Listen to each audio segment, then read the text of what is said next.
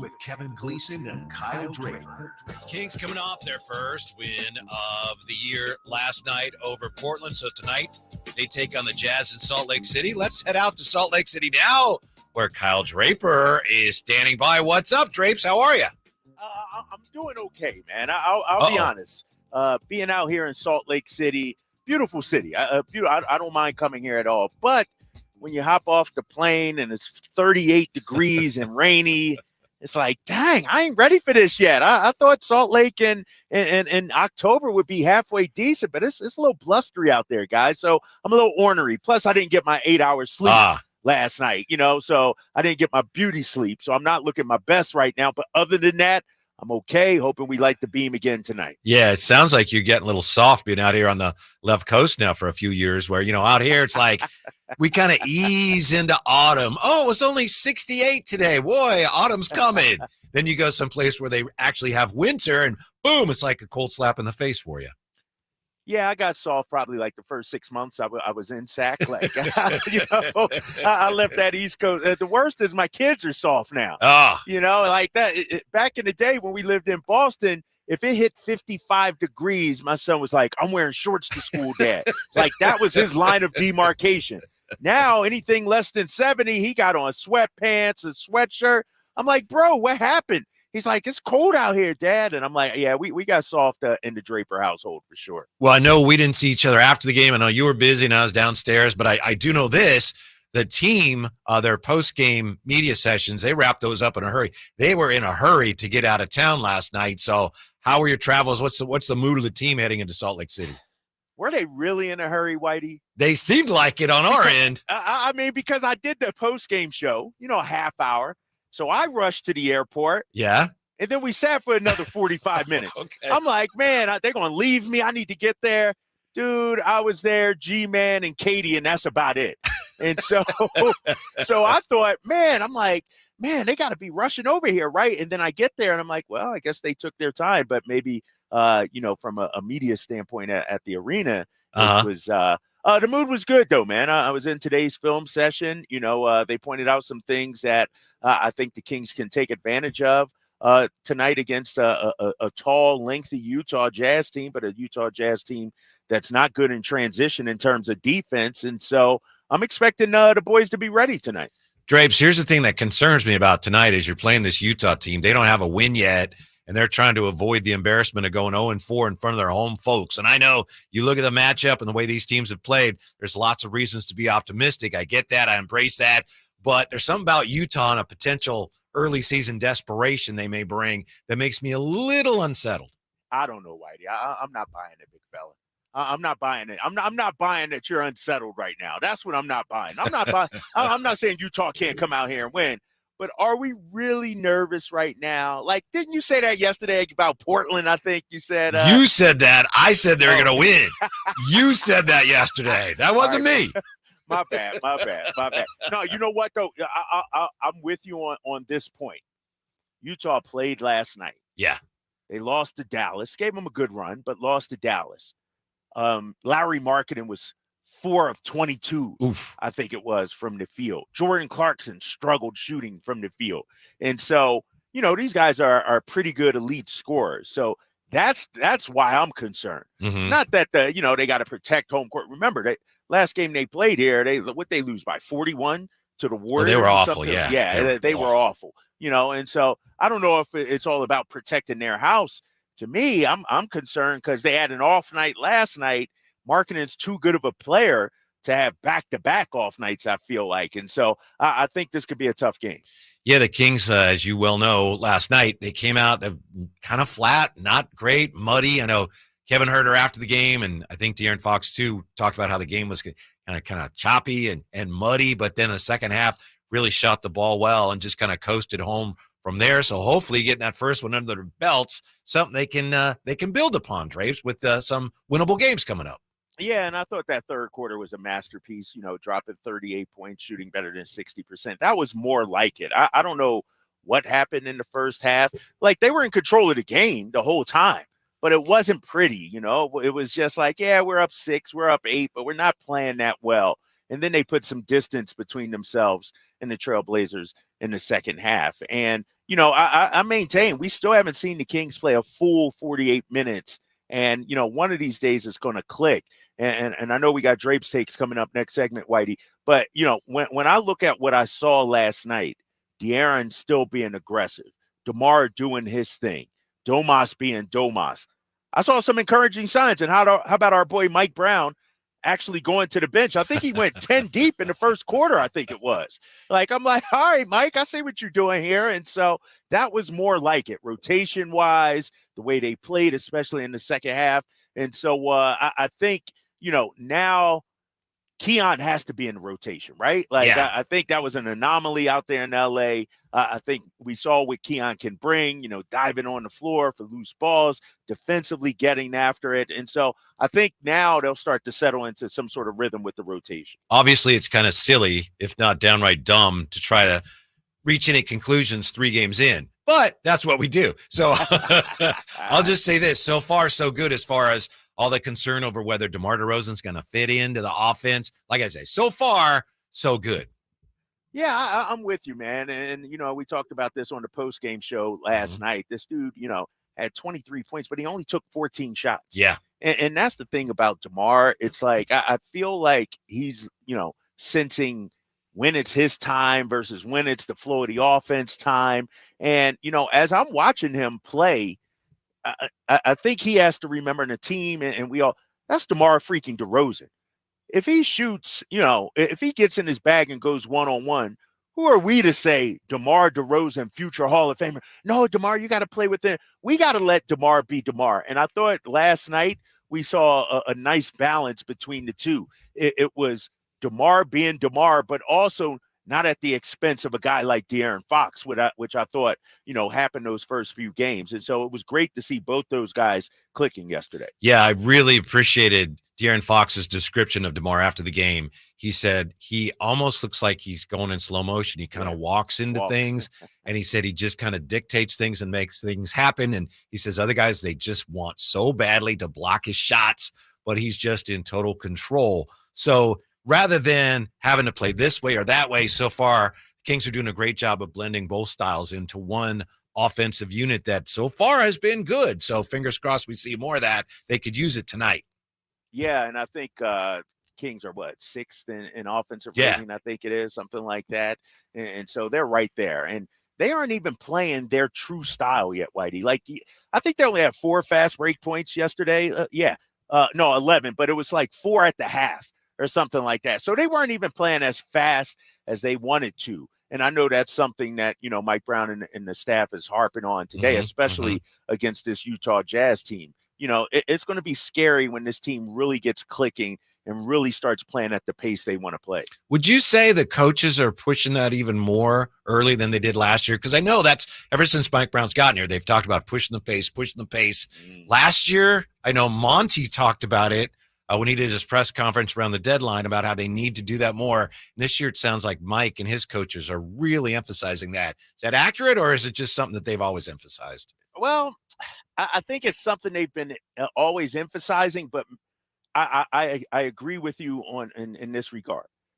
Every meeting I've been in, every film session, every practice, it's all about moving fast. It's run. And so it's definitely at the top of the list in terms of, priorities on the offensive end. And, I think, even with a guy like DeMar, we've seen before, teams that don't have a player, let's say, that can sprint up and down, like a Shaq or somebody like that, but yet you can still play fast, and DeMar it's not like DeMar is super slow or anything. He's more methodical in the half court, but he could get out and sprint. He could get out and run. And so I was at the film session today, and one of the things that they're tracking is rim runs and corner runs. Interesting. And so how many times, let's say, and I'm just throwing this out there as an example, let's say Keegan Murray has 10 opportunities to sprint to the corner.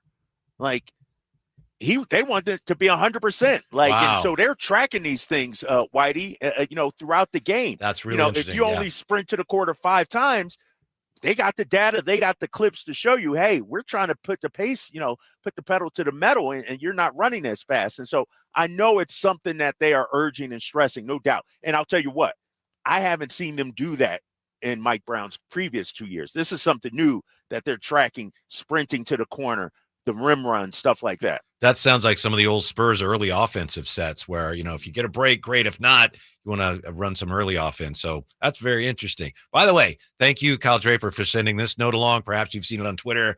Last night, DeMar DeRozan became the third Kings player to score 20 or more points in his first 3 games, right, Drapes? It was Chris Webber and the Big O, I think, were the other 2. Yes. Yeah. I mean, unbelievable, right? I mean, and he's doing it effortlessly, right, fellas? I mean, it's not like he's coming out taking 25 shots and, hunting his own shots or anything like that. Like this dude, rolls out of bed and has about 20. And the fact that he's getting to the free throw line as much as he is, I have to look up the numbers, but I would imagine he's probably at the tops in terms of free throw attempts, so far this early in the season. I mean, this guy's double-digit in attempts, it seems like, every game. That's one thing, again, as a little more nervous about Utah than maybe I should be. So far, I've gotten to the line a lot, so we don't want to Kings don't want to – you want to guard without fouling is what I'm trying to say, defend without fouling. How about this, Whitey? Yeah. How about this? 3rd in attempts, I know. 19th in percentage. Clank. They get there a lot, no doubt about it. And you're right. You don't want to give them any easy buckets, and Kings are 6th in free throw attempts, but 1st in percentage. So I think that's an advantage we can have, defend without fouling, to your point. And then meanwhile, we continue to do what we do, get to the free throw line and knock them down. You know what we do the day after a Kings game? We get to Drape's Takes, and we have that coming right up. Stick around. Drive Guys, Sacktown Sports. Everywhere you look, things are getting more expensive. So at Consumer Cellular, we're lowering the price for those 50 and up. Now you can get unlimited talk, text, and data for $30 a line when you buy 2. That's just $60 a month for 2 unlimited lines. So if you're 50 and up, make the switch and save. Come on, you've earned this. Call 1-888-FREEDOM or visit consumercellular.com today. Requires 2 lines of service, age validation, and credit approval, subject to system and area limits, taxes, and other fees apply. Whoa, it's you, the Capital One Bank guy. That's what they call me. Mind if I get a selfie? Yeah, sure thing. Say no fees or minimums on your Capital One checking account. Wow, that's a keeper.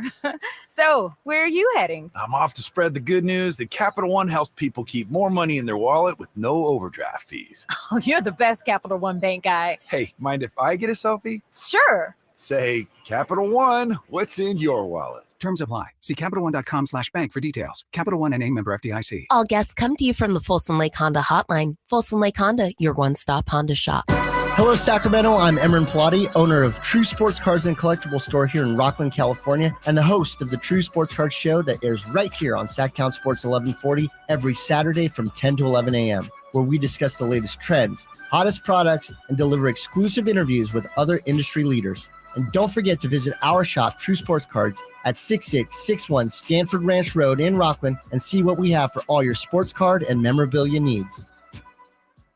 Despite having no experience, Gavin Newsom made Jessica Morse his, quote, wildfire specialist. The result?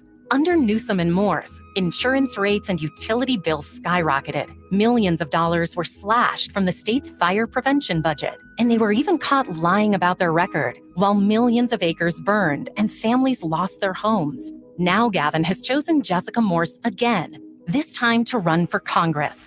We have a better choice. Kevin Kiley. As our congressman, Kevin Kiley has worked across party lines to secure millions for wildfire protection and expand water supplies. And Kevin Kiley's bill to protect Lake Tahoe will bring up to $415 million home to our district to reduce the threat of fires and restore the ecosystem of the lake, delivering results and making a difference. Let's keep Kevin Kiley working for us. I'm Kevin Kiley. I approve this message. Paid for by Kevin Kiley for Congress.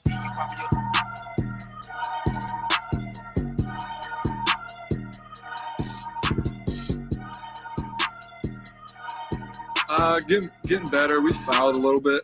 Some of the fouls, I think, can't speak for him, but I think we'll take if we want to be crowding the paint, making teams beat us from 3, and we're a little bit better tonight. We just have to be a little better now fouling.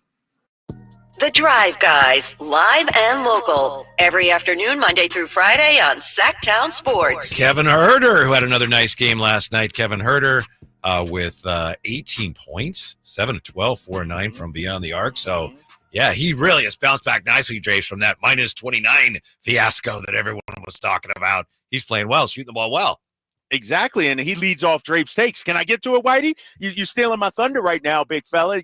Like Kevin Herter leads off Drape's takes. Jay, I need my music. I'm taking over the show right now. I'm in Utah. I'm working on about 4 hours sleep. Your boy is tired. But when you got Drape's takes, you know I got to come with the energy. The same way Kevin Herter did last night in that win against the Portland Trail Blazers. I know everybody want to look at the box score and say, oh, Kevin Herter, you had a nice game. You scored 18 points. You knocked down 4 threes.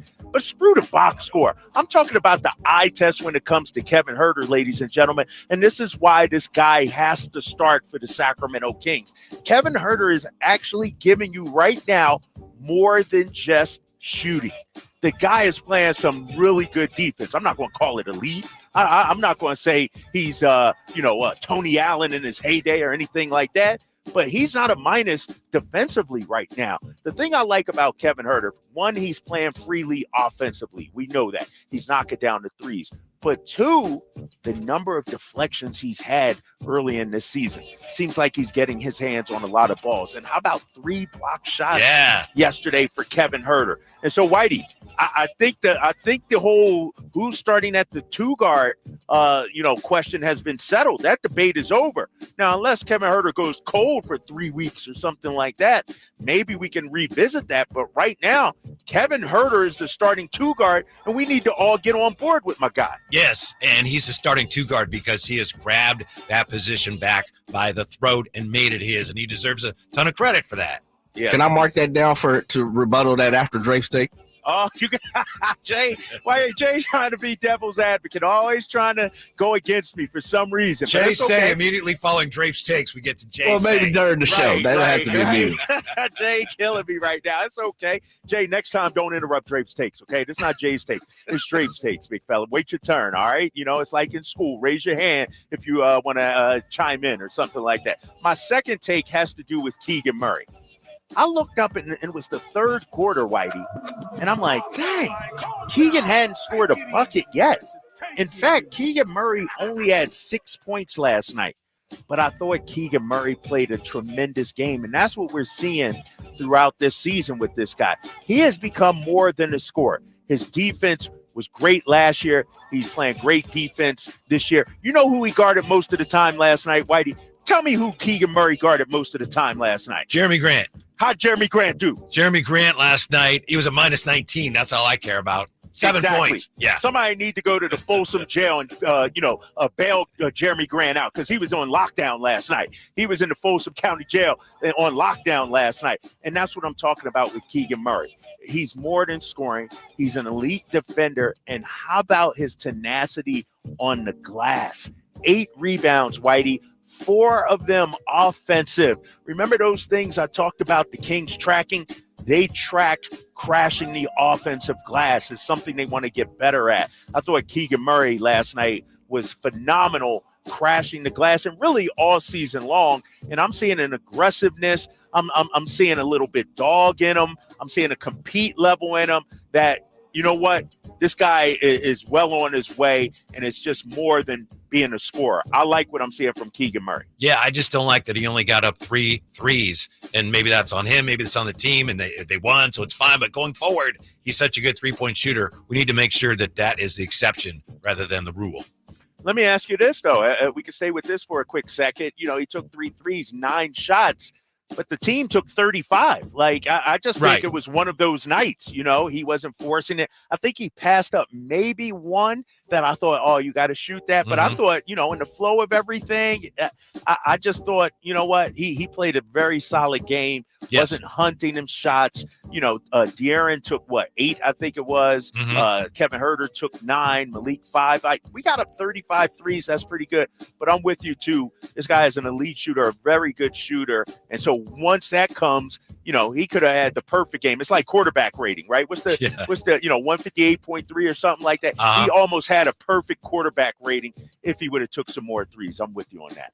I got to give a shout out here. Shout out! Yeah, shout out time. Shout out time to my guy, De'Aaron Fox, making history, scoring his 10,000th point as a member of the Sacramento Kings. In the Sacramento era, only him and Mitch Richmond. And think about all the great players we've had, like C-Webb. That goes to show you, to me, De'Aaron Fox's best quality, and the reason why we should be proud of him the most, Sacramentans, is not because of the points, assists, going to the playoffs. It's that this dude wants to be in Sacramento. I know we had some talk, a few weeks ago about the Athletic article, and he didn't commit to an extension just yet. I'm not worried about that. I think De'Aaron Fox is going to be here, and it goes to speak to his longevity so far. I think he's, 69 games behind Jason Thompson in terms of all-time games played in Sacramento. This guy is a fixture in this city. He's a leader. And I said it during the post-game show when I was interviewing him. The thing that impressed me the most about De'Aaron Fox, the move he made that impressed me the most was after the game. As soon as the final buzzer goes, he runs over to his beautiful wife, Rasay, his two kids, Rain and Poppy, gives them a hug and a kiss. Come on, man. We got to stand up for De'Aaron Fox. This is a guy I think our city can be proud of. What does he have to do, Drapes, to be considered the greatest player in Sacramento Kings history? And I know it's nothing he can do like tonight or maybe even this year, but he's potentially on that path. What would he have to do to be considered the greatest King ever? I think it's just some playoff success because when you look at a guy like C-Webb, C-Webb's was great. Multiple All-Star, 27-12 guy. But really what set C-Webb apart from everybody else that wore a Sacramento Kings uniform was making it to the Western Conference Finals. Yeah. It's the success, and so I think De'Aaron has all the tools, been an all-star, can score. I would like to see some more all-star nods, no doubt. But if he leads this team to the Western Conference Finals or 60 wins or 58 wins, we're going to have to redo our list, fellas. De'Aaron going to have to move up a couple of spots. And so I think he's well on his way. And my last Drapes take goes to my guy, Mike Brown. I got to give him a shout out because he was under some fire, Whitey. He was under some fire for only going 7.5 deep against the Los Angeles Lakers for not playing Keon Ellis. But Mike Brown yesterday, and I got the box score right here. I carry it around too, Whitey. I just pull it up on my computer, not the paper version like you. I got it on paper. Right. He went 9 deep in the first quarter. Keon Ellis and Malik Monk came in together. So Keon goes from not playing at all in L.A. to being the first sub, him and Malik. I think Mike Brown understood, you know what, I probably made a mistake. Keon can help us out, and I thought Keon did a fantastic job yesterday. And with him, it's not about scoring the ball. It's activity, disruptions. I think Keon played extremely well. 15 minutes. I'm okay with that. I'd like to see maybe 18 or something like that, but I get it. It's a long jam. I think Keon could be very productive in his 15 minutes of action. By the way, real quickly, did you see who came off the bench last night for the Kings and registered 4 assists? Oh, I'm going to have to look at the box score. Let me. In 7 minutes, 4 assists for my guy, Alex Lynn. Alex Lynn. Yeah. What is that? Yes, sir. Call him Alex Arvidas Lynn. This guy looking like Bill Walton out there dishing the rock. I didn't even notice that, man. That's why I got to look at the box score sometimes, man. That's impressive. Alex Lynn with 4 assists. I love it. I love seeing it, man. And I thought it was a nice game. It wasn't easy to start, but they eliminated Jeremy Grant. Yeah. They eliminated Anthony Simons. Like, these are their 2 main weapons. They're 2 lethal scorers, and they were non-factors. I thought it was an excellent defensive game from the Kings last night. Yeah, those 2 guys were combined 7 for 24 from the floor. So a job well done by the Kings defensively. Exactly. Jay, that's Drapes Takes. It's brought to you by Alsco Uniforms. Discover why it pays to keep clean with Alsco Uniforms. Thank you, Kyle Draper in Salt Lake City. Really quickly here in the Chateau from Lawrence Dubois. Says less than 3 minutes. McDermott gets 2 threes. Need to play him more. Got to play him, right? Doug, you know, it's funny, Whitey. I talked to Doug before the game, and this was in L.A., and I'm like, welcome to SAC. You know, Mike's motto is let it fly. He's like, exactly. That's why I signed here. That's who I am. I'm a let it fly guy, and we saw that last night. David Neal in the chat says, the day we signed DeMar was the day that we quit being dead last and free throw percentage. Yeah. Hitting the line and knocking him down at a very high rate, as you pointed out. Right. That's the thing, man. He's we know he can knock him down, but the fact that he's getting to the line like 10 times a game, like when have we ever had that? Mm-hmm. And so that's encouraging, man. And everybody's knocking him down. Domas is knocking him down.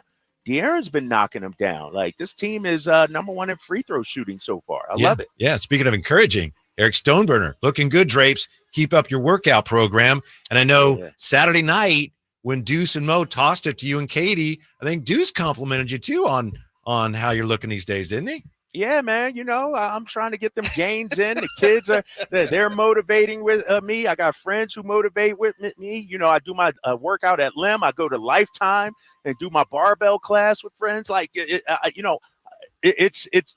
I will say this though, real quick. I haven't worked out the last 2 days. Like I had to sleep. I had to sleep in today, but I'm missing it, man. I might have to get in an early workout tomorrow or something. But it's a challenge being on the road. But I appreciate some of the comments. Absolutely. Yeah. When we come back, Coach Mike Brown figuring out his minutes, and the NBA just this afternoon slapped down a team. We'll tell you why and how much they're fighting him when we come back to Sacktown Sports. We just want to have enough money for retirement. And travel to visit our grandchildren. I understand. That's why at Fisher Investments, we start by getting to know each other so I can learn about your family, lifestyle, goals, and needs, allowing us to tailor your portfolio. What about commission-based products? We don't sell those. We're a fiduciary, obligated to act in your best interest. So how do your management fees work? We have a simple management fee based on the value of your portfolio, so we do better when you do better. We appreciate that kind of transparency.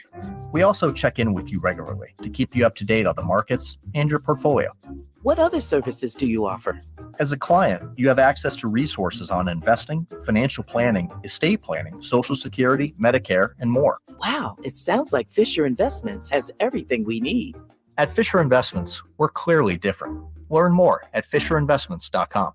Investing in securities involves the risk of loss.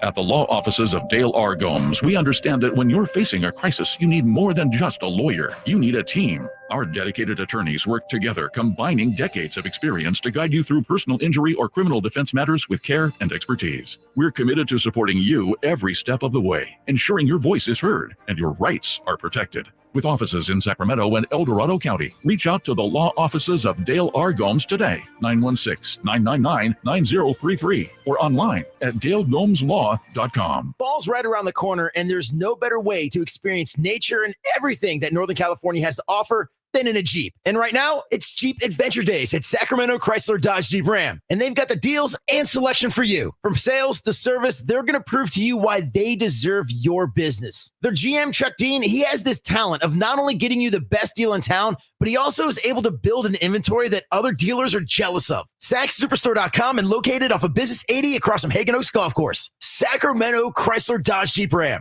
NBAstore.com, the official online store of the NBA and the world's largest selection of officially licensed NBA fan gear. With unique designs by Fanatics, Nike, and all the latest styles for every NBA team. Plus one-of-a-kind products and authentic collectibles. Shop now and get today's special offer. NBAstore.com, a Fanatics experience.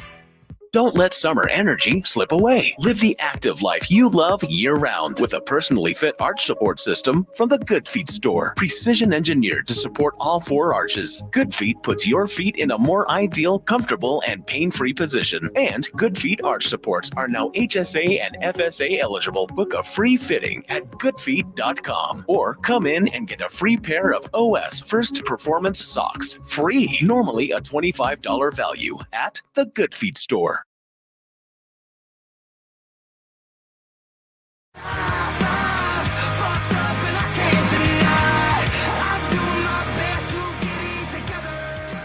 Your afternoon home for Kings talk and so much more.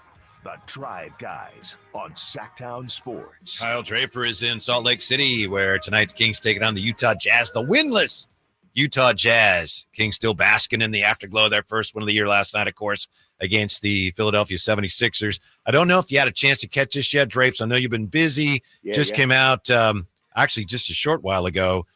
The NBA today fining the 76ers $100,000 for public statements, including by President of Basketball Operations Daryl Morey and head coach Nick Nurse, that were inconsistent with Joel Embiid's health status and in violation of NBA rules, including the league's player participation policy. Yeah, I saw that. I saw that $100,000 fine, and just for comments, I guess. Is that what they're saying? Yeah, for public statements. For saying that, he's probably not going to play back-to-backs anymore. By stating that. If they would have just kept that quiet or something, it would have been okay. Mm-hmm. Yeah, I saw that. I don't know what's going on in Philly, man, because hold on, what is that? Yeah, we're getting some music you got somewhere. Some feedback. Yeah, I don't know what that was. Sorry about that. No, that's all right. We're good. We heard it too. I don't know. Yeah, I don't know what's going on in Philly, man, because Nick Nurse said today that Paul George and Joel Embiid won't play in their next game, and they'll reevaluate them later this week. And it's like, I don't know, man. It's do guys not want to play? Are they really hurt? Like, it's not a good look for the league or the Sixers, man. These are your two top guys, and poor Tyrese Maxey is having to carry, the whole franchise by himself basically out there. The Sixers are, and that's my hometown. Yeah. So I don't want to diss them too much, but they're becoming a joke almost here with this whole injury stuff and everything. Yeah, it sounds to me like the Sixers and the league are kind of having a staring match over this whole thing. Oh, yeah, well, he's not playing tonight. What are you going to do about it? Oh, yeah, well, we're going to fine you $100,000. Oh, yeah, well, by the way, did you see Joel Embiid got fined for waving a towel while somebody was shooting free throws? Did he really? Oh, yes, he was on the bench, and they didn't do anything at the time. I forget who it was now. I apologize. And he missed the free throw, but at the league, they go back afterwards, and he was assessed a fine for waving a towel from the bench at the end where somebody on the other team was shooting a free throw. So what are we doing? What are we doing, man? Yeah. And the thing is, the Sixers are, and Embiid, he's only hurting himself and his legacy and his, like, it'd be different if he already won a championship or something. Dude, you ain't been out of the second round yet. Like, you would think you'd come in tip-top shape, ready to go, hungry, and you're already on the shelf. It's not a good look, man. 339-1140, 1-800-920-1140. Let's see what Chris has to say. Chris, thanks for hanging on. You're on with the Drive Guys. What can we do for you? Hey, guys. I just want to say, first off, you guys always do an amazing job, Jay, Drapes. You guys are just always killing it, Whitey. I appreciate everything you guys always bring. So, Drapes, just wanted to say, man, hey, congrats to you for getting in shape, bro. I used to teach classes over at Lifetime in Roseville, and I taught that barbell strength, and I know how tough it is. So I currently teach at Club Studio Fitness in Citrus Heights. They're going to be opening up. Hold on, man. You can't come on here. Hey, I'll tell you. Listen, tell my boy Brandon I said what's up. I'm trying to do a deal with Club Studio Fitness. Can you make it happen for me or what, big fella? I'm serious. Hey, I just started there. It's amazing. Lifetime's great. We won't go too much, but if you want to reach out to me, my Instagram is the Right Fit 9. WRIT. I didn't know it was going to go this way. I can probably hook it up. But anyway, hold up. This is what I want. This is what I want, big fella. Listen up. I want a visit from me, Whitey, and Jay. Can you take care of us? Let us get a little site visit going on. Hey, come to my class. Take a free class in Citrus Heights. Drive down to the Heights, bro, and come take a free class. I teach a boxing class. I teach this. They have cryotherapy, bro. You can come and spend the whole day, do cryotherapy. But anyway, for real. I feel like with the Kings, right? Just by way of addition of DeMar, I feel like we've gotten deeper. And, obviously we re-signed Monk. We got, McDermott, but there really hasn't been. I mean, do you guys get that same feeling that our bench is deeper, our team feels deeper so far this year? Thank you, Chris. What do you think, Drake? All right, Chris. It should be, but it hasn't felt that way. You know what I mean? Like, because we haven't seen the best of Trey Lyles yet. We haven't seen the best of Keon Ellis yet. Dougie McBuckets, has been spot duty. And so, Devin Carter's hurt. Like, so I think our bench is really operating at about what, Whitey? 50%, 60% of what it could be, maybe, outside of Malik, there's been nobody consistent. And so I think the bench was supposed to be a strength. We just haven't seen it yet this year. Yeah, I agree. I think it's still an open question, and obviously that'd be great if everybody on the bench starts playing better. To me, the Kings remind me a little bit of what Boston's done, and obviously Boston won a championship, so I'm not saying the Kings are on that level, but last year, some people questioned Boston's bench. Their depth was really in their top 6, 7 spots. The Kings right now, most of their depth is at the top. Their top 6 are like, whoa, and they're still figuring out the rest of it, I would say.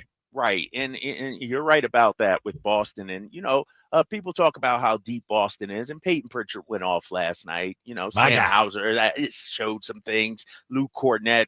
But I think really what sets Boston apart from everybody else, and like you said, that's where I think the Kings are, like, their top 6 are elite. Like, they play extremely well together. There's no weaknesses, no weak points, especially offensively, and they get after it defensively. I think, when we look at our top 6, we're definitely an elite offensive unit, but then you got to throw in Keon in there, for his defensive prowess, to help us out defensively. And that takes us right to some of Mike Brown's comments last night regarding the bench. He was asked about the minutes, a little bit reduced last night finally for the starters from what they had been. And here's Mike Brown on figuring out his rotation and his minutes distribution.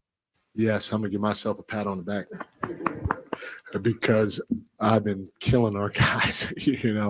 I mean, for them to get 40 minutes the first game, 37, 38, 39 minutes the second game, and finally the lead helped, but finally to get these guys at a decent number of minutes in tonight's game is very pleasing. Hopefully we can continue trying to find ways to keep those guys in the range that we talked about before the game tonight. And as you said yesterday, Drapes, and I know Sam Amick was nice enough to come on with us yesterday, and he agreed with you. If guys can continue to play well, and if Mike Brown can find the trust and the discipline to continue to put guys in for the same number of minutes for the most part, that's going to make it more likely that those guys will perform. But it's tough because, the coach has to resist sitting a guy down when he's not playing well. So I think we're still in that period here where we're sorting it out. Hopefully last night was a really good step forward. Yeah, and I go back to the point you made yesterday about, Mike chasing wins. And, in the West, you kind of have to do that. Like, you got to win these games, but, you also have to get guys up to speed. Trey Lyles, didn't have a preseason. So you got to play him. I don't know why Keon didn't play in game 2. Mike said a numbers crunch and everything, but Keon can help this team. And so, here's the thing too, Whitey. You're not going to play great every night. You're not going to play well. There are going to be some, like LeBron didn't play well last night. JJ Redick ain't sitting LeBron. Like, you got to allow players to play through the mistakes sometimes, because as we've seen with Kevin Huerter, confidence is so important, man. And I know these guys are professionals, but they're human beings as well. And so if you instill confidence in them, build them up, you'll get the best out of them. If you take confidence away, they're looking over their shoulder, if they're getting yanked out every time they make a mistake, then you could lose them. And so I think Mike, is trying to find that balance right now while also winning games, because that's important. And, we saw it again last night, and we've talked about it for the last year or so now. But Keon Ellis, he was starting, then he wasn't starting, then he didn't play. A lot of fans are wondering what's going on. So last night he's back in, plays again. He just plays well. He didn't play, great, but he contributes and he plays hard, and that's what he does. No matter when he plays, whether he starts, comes off the bench, doesn't play a game, that's the cool thing about Keon Ellis. Yeah, and I think, it's with Keon, it's really not about, going out there and getting 20 points or anything. Like, I thought he was excellent yesterday. The one play where it was a loose ball, you see him like leap and dive on it, like it was a $20 bill on the ground or something, the way he leapt at that ball, right? Like, that's, and then I saw the bench respond to that. Like, those are the kind of plays that, can galvanize a team and pump up a team. And so I think, there are a lot of guards. It's just the way the roster is. I get that, but Keon has to be out there. some minutes, like, 15 minutes a night. Okay, let's do it. I think we can find that. Speaking of guards, Drapes, one of your guys is available again. I believe Boston wanted to send him to the G League. He didn't want to go, so he's on the market. Lonnie Walker the fourth, Drapes. Nah. Too many shooting guards right now. Too many, yeah. We got too many now. Like, I think, aren't we looking for a 6'10" guy or something like that? Or, like that. That's what we need. Maybe right? we can get him and Markelle Fultz, and they can play one on the other one's shoulders. I tell you what, if the cupboards were bare at that position, I wouldn't mind either one of those guys. But we're too stacked. It's not a need right now. It was like the 49ers at the beginning of the season. They were deep at wide receiver. Now they need it. But, if they had other areas of need, and that's what the Kings, they have other areas of need right now. I still haven't heard of any good big men out there that are available. And I'm not talking trade or any, like, who's available on the open market. It just doesn't seem to be anybody out there. Yeah, I know. When we come back, last night we had football going on. We had the Kings, NBA, and the World Series, which may not last much longer. But A-Rod, he says the Yankees are not done yet. Tell you why he says that when we come back to Sacktown Sports. Sacramento State football this Saturday at 6 versus Portland State. Get your tickets at hornetsports.com. O'Reilly. Need a little help? O'Reilly Auto Parts can help. Need advice? We've got advice. No matter what you need, we have thousands of professional parts people doing their part to make sure you have it. Exceptional customer service. Just one part that makes O'Reilly stand apart. The professional parts people. O'Reilly Auto Parts. It's football season, and Uber Eats is dropping undefeated deals on all your game day favorites. This week, score buy one, get one free spicy chicken sandwiches from Wendy's, only on Uber Eats. Craving even more? We've got you covered with game day deals on pizza, burgers, tacos, and more all season long. Uber Eats, official on-demand food delivery partner of the NFL. Order now. Terms, taxes, and fees apply. See app for details. It's Capital Casino, Sacramento's #1 poker room. And guess what? Primetime football is back. Capital Casino is giving away $500 per game in high hand bonuses for every Sunday, Monday, and Thursday night primetime game. As always, offering the best food, the best service, and the best action with the most variety of games in the region, conveniently located in downtown Sacramento. So check them out, Capital Casino, and always remember to gamble responsibly. 1-800-GAMBLER.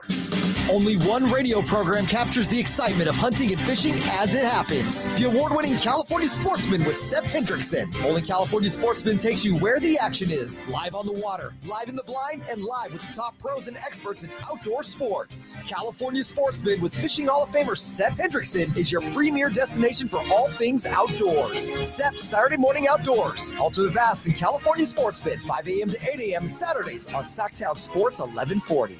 Carmichael Dave here from my good friends at American Energy. Cool weather, if not cold weather, is in our future. You know that. It'll eventually get there, and American Energy wants to make sure your system is operating safely and properly. So now is the time to take advantage of the $49 fall tune-up inspection. That's regularly $119, but includes a full safety and duct inspection. And if your system's over 10 years old, it's free. The tune-up is on American Energy. Give them a call right now. They're offering $50 off your first recommended repair, or if you need a new furnace, that's half off the price of a new unit. American Energy been serving the greater Sacramento area since 1981. A+ with the Better Business Bureau. You can check them out at theaeway.com for an instant quote. That's theaeway.com. Tell them Carmichael Dave sent you. Call 916-520-9990 now.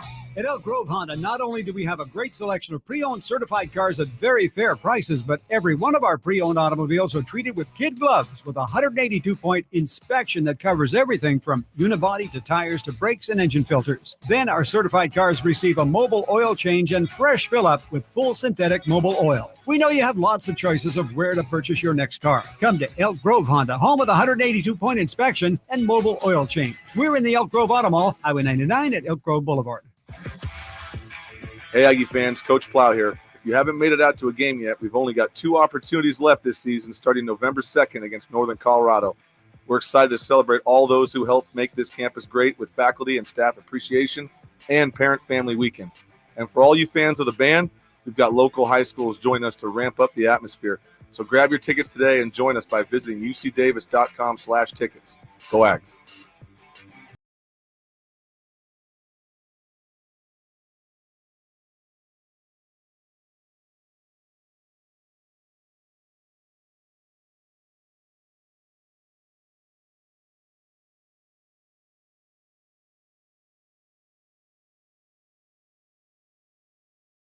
New York City is the first metro city to lose a game in MLB, NBA, MLS, and NFL on the same day in the regular or postseason. To Drive Guys, Kyle Draper in Salt Lake City. Drapes, your Giants battled last night. They didn't quite come through for you, however. Yeah, that goes to show you can never have faith in Daniel Jones, right? What do you have, a fumble and a pick on the last two possessions? You know, it's like, dude, come on now. Your boy's trying to get back in. You had a thing. shot. You had a shot at it. Yeah, I did. It did. Because the line was what, 7, and they won by 8. I think it was something like that. I thought it was 6. Was right. Yeah, 6. Oh, it was 6. Okay. Yeah. If they had scored, you had a shot at it, but Danny Dogecoin did not convert for you. And how about that? Then the Yankees losing, and some people in the chat coming after the Yankees. We'll get to that in just a moment. First, 339-1140, 1-800-920-1140. Tin has been standing by. Let's see what Tin has for us today. Hello, Tin. How are you? I'm good. The wheel of Tin has been spun. Where will it end up? What's on your mind, Tin? All right, complete stop. Hello, Whitey. And what's on my mind is the Yankees. I remember I had a best friend growing up, big Yankees fan, who had Rodriguez jersey.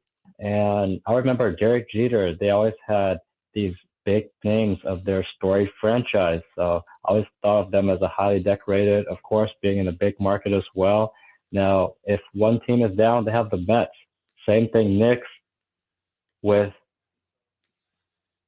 Oh, I'm sorry, we lost. We lost 10. Yeah, Brooklyn. Yeah, the Brooklyn. You cut Nets. out there 10. Yeah. Brooklyn Nets. And the Giants and the Jets. Yes. Like same with the Northern California and Southern California. We're spoiled with multiple teams, and to catch the train of thought is like catching a touchdown. So we have to succeed in the Big Apple. That's the line of the year right there. Yeah. Thank you, Tin. Good job, Tin. We're out with that one. Yeah.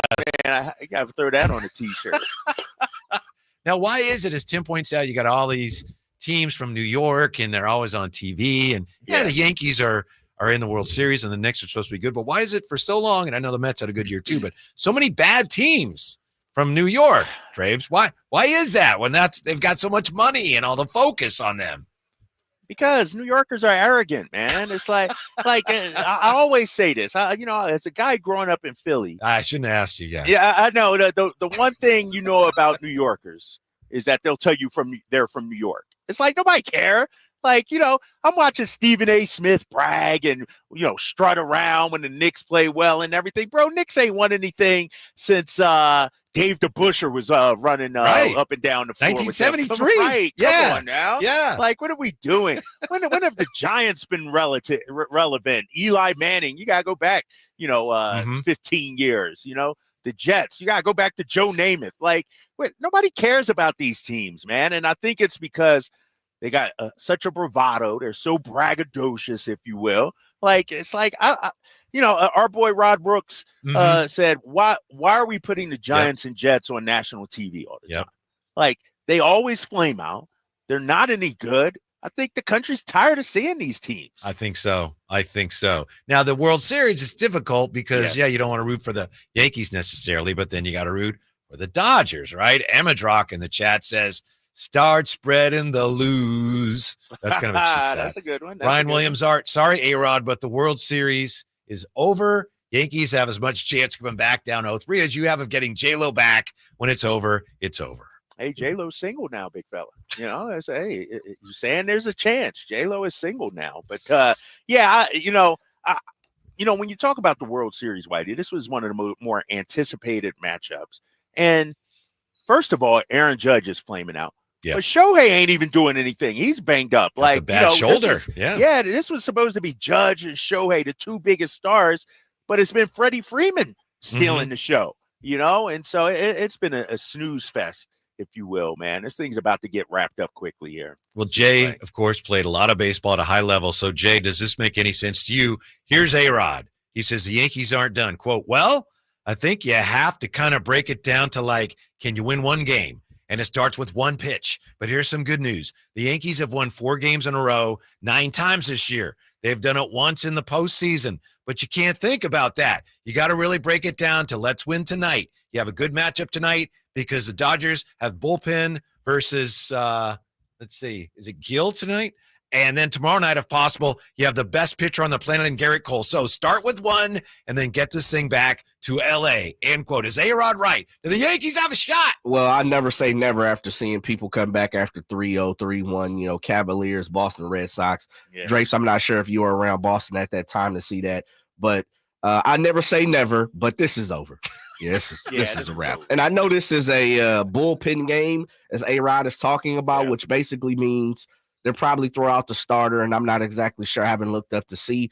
I've seen a couple names floated around, but they're going to look to get 4 or 5 maybe innings out of the starter, and then the rest go bullpens. But the Dodgers bullpen just threw 5-6 guys yesterday. I know. So it's going to be another same game, and the Yankees didn't win anyway. They got 2 runs. Right. Kopech's unhittable right now. Yeah.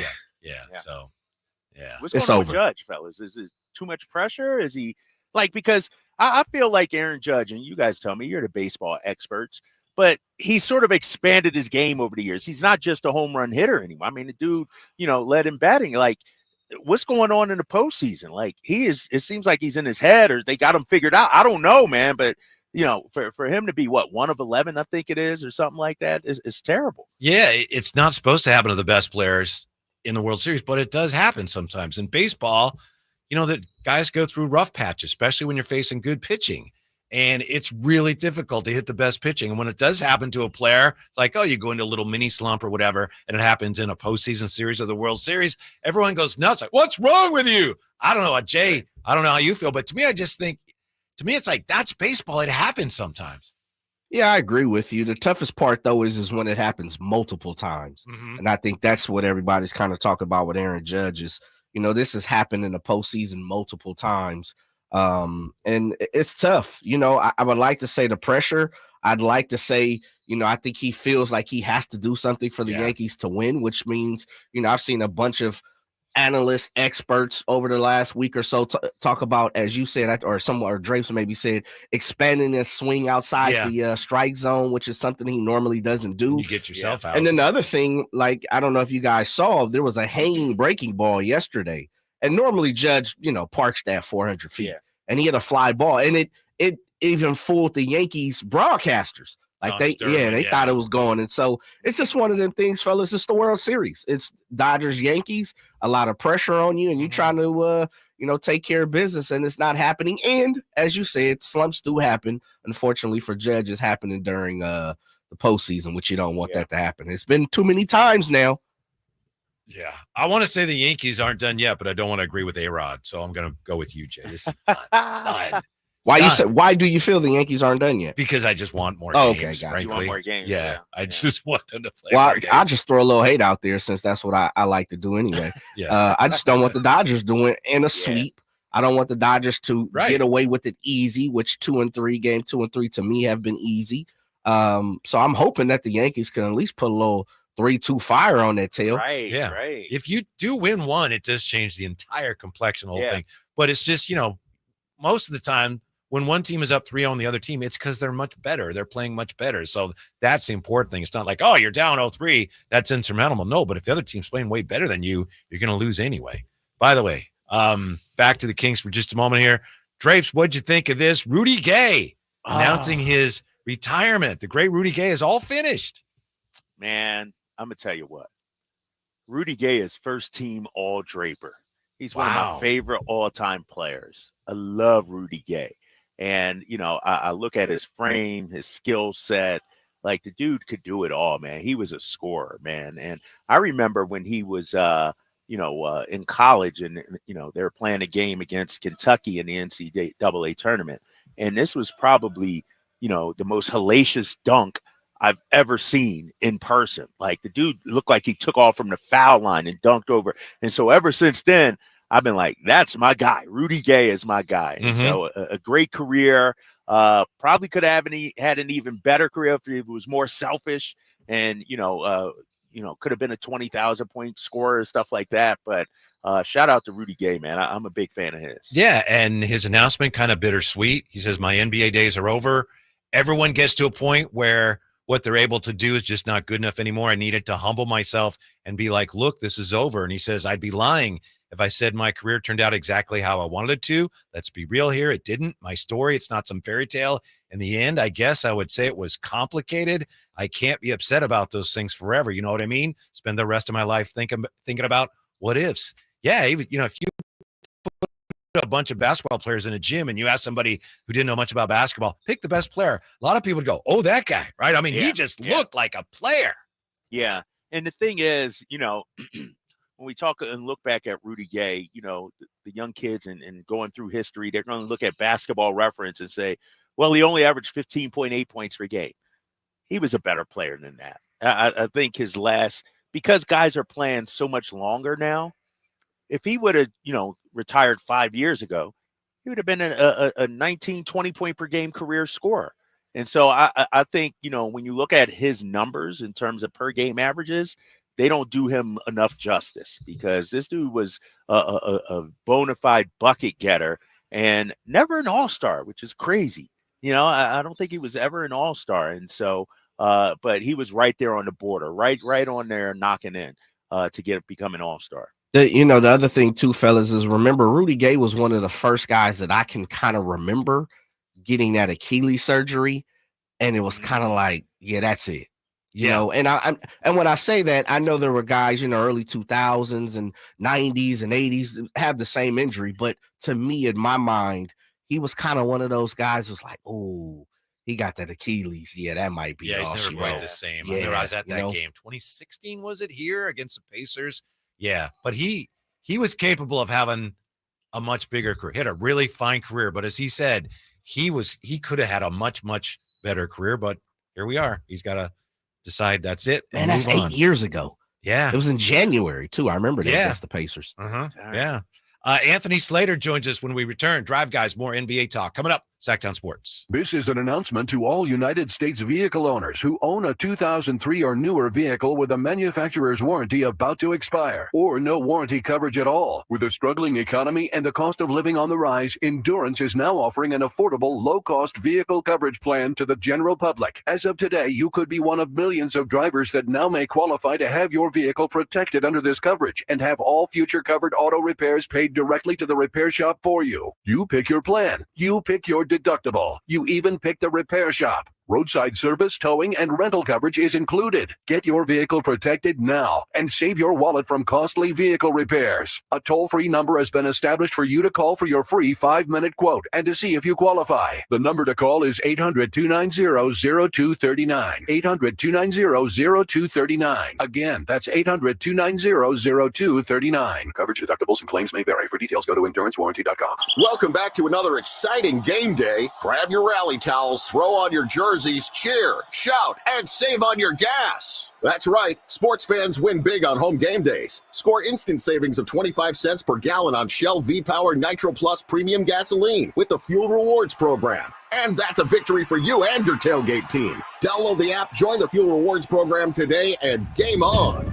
Restrictions apply. Limited time. At participating Shell stations. For more details, visit fuelrewards.com. At the law offices of Dale R. Gomes, we understand that when you're facing a crisis, you need more than just a lawyer. You need a team. Our dedicated attorneys work together, combining decades of experience to guide you through personal injury or criminal defense matters with care and expertise. We're committed to supporting you every step of the way, ensuring your voice is heard and your rights are protected. With offices in Sacramento and El Dorado County, reach out to the law offices of Dale R. Gomes today, 916-999-9033, or online at dalegomslaw.com. Whitey here reminding you that not all grills are created equal. Give your family a real treat. Bring out all the flavors of the upcoming holidays with the amazing Napoleon Prestige line of outdoor cookers. Napoleon grills have features other grills can't match. They're built different, built better, built to last, complete with a lifetime warranty. All made with premium steel that boasts absolute quality. Just because it's October does not mean we can't barbecue outside. Visit California Backyard now for your best selection of grills and Napoleon Grills accessories. Fall is here, and as winter approaches, your health and comfort are our top priority at Advanced Infusion Center. Whether you're managing a chronic condition or looking for IM or IV therapy, our personalized treatments are designed just for you. Our dedicated team ensures your care is safe, comfortable, and supportive every step of the way. With locations in Sacramento and Yuba and flexible scheduling options, getting the care you need has never been easier. Discover compassionate care at Advanced Infusion Therapy today. Visit us at advancedinfusion.com for care close to home. The next election is November 5th.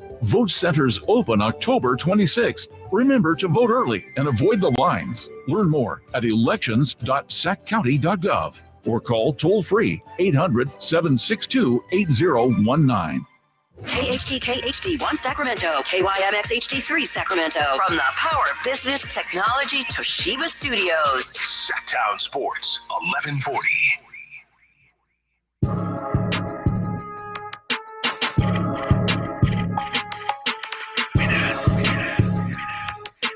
Live and local, it's the Drive Guys. Watch the show on youtube.com/Sacktown Sports 1140. Or listen on the Sacktown Sports app. Drapes in Salt Lake City, get ready for the Kings and the Jazz. Before we get to our guest, Drapes, I just want to let you know here, and you probably have seen this on the chat, the Chateau. Amadrock wants to know, Drapes, when are the shirts coming out? Family Schlegel wants to know, is Rudy Gay a Drapes guy? And I think you established that he was, right? Is Rudy going to get one of your T-shirts upon retirement? In retirement, you know how they give out retirement gifts. I give him a shirt. Yeah, for sure. He's a Drapes guy. I hook him up with a shirt.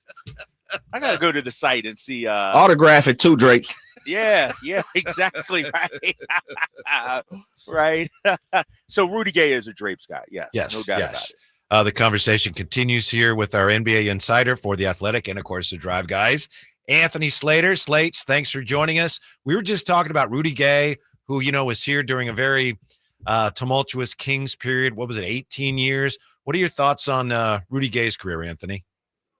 I actually covered the final days of Rudy Gay's career. He was in the Warriors camp last year, and trying to make that roster, although it's just they for money purposes, he kind of knew he wasn't going to, but he was like, they loved the veteran presence. He really turned into a really beloved locker room guy. I know he was loved in San Antonio. I remember at one point, it was late in camp. I know he just retired today, but he knew his NBA career literally might be, 3 days away from ending. And he kind of talked about the trade out of Sacramento and kind of that pivot point of his career with the Toronto situation and everything. And, I think there's a little level of regret from him that there wasn't more, considering, where it was, even in those early days in Memphis. Really high level talent. He kind of morphed into a four. I honestly think if you start his career like a decade later, he fits the modern league. Like his prime would have really fit in this more like pace and space era, like 6'9" wing who could really shoot it. I think he was probably a little bit, ahead of his time. Wow. Yeah. I agree. Anthony Slater here from The Athletic joining Slates. Kings got their first win last night. I know it wasn't pretty at times, but a win is a win. And one thing I love, and people talk about the fit with DeMar DeRozan, seems like DeMar is being DeMar in his time in Sacramento so far. What are you seeing from him? He's going to get his shots up. You mentioned it last night. Sometimes ugly is his style of play, right? That first half was much more in the mud than the third quarter was. The third quarter was probably the best quarter of the season, but DeMar DeRozan had them winning at halftime because he gets the line 10 times in the first half. He kind of hit that fadeaway, right at the end of the half. He can drag them through those ugly moments and make it so while the quarter might not have felt pretty, hey, you're up. You're up. What were they up at half? 7-8, something like that. And that's where his value is. There's at least 23 points in 3 straight games to start. It does not feel like he's, exploding onto the scene or he's having these huge nights, but it's just workman-like points. There's a reason he's top whatever he is all time in scoring. He's just going to kind of figure out a way to get you points when you need them. Anthony Slater joining us. Slates, if the bench continues to be somewhat spotty the rest of the way, how far could the top 6 of the Kings carry this team? We'll see. I would say one of the more encouraging developments of the first 3 games is like Kevin Huerter kind of looks like himself. Yeah. And, 2 weeks ago, we didn't even know, like, would he be in the rotation? When really will we see him? Before he got injured last year, he was struggling. It seems like he's a confidence-type player, and you're talking about a shooter coming off a bad season and also coming off, like, major surgery on, like the labrum. I didn't know how he was going to look. And last night, a few threes, he kind of had a little pump and floater at a big moment. I think how he looks deepens their rotation. Again, I know what you're saying, like the bench hasn't looked that great, but I think Trey Lyles will kind of get his legs under him. I think part of putting Kevin Huerter in the starting lineup was a motivation tactic for Keon Ellis, who I didn't think had that great of a preseason. And then he obviously gets the DMP. And it looked like it woke him up a little bit. I thought he had a little bit more juice last night. And, if that can be him, if he can kind of get back into his profile as a high-energy defender, they start to look a little bit deeper. But, how far will that top 6 take them? I think that's going to depend on how well they can defend against better teams, and they just got to win some of these close games. They're 1-2 right now. I feel like they played pretty well in all 3 games, but you lose down the stretch in LA, and like I thought they probably should have won that game opening night, and they just didn't find a way to get over the finish line. Like those are the ones you got to win if you're going to be near 50 wins and in the playoffs. Hey, Anthony, when I talked earlier about Keegan Murray and just his development, know, into being more than a scorer, like, can he impact the game in other ways? Has he reached that point where he doesn't have to go out there and score 18 or 20? And is that okay for this Kings team?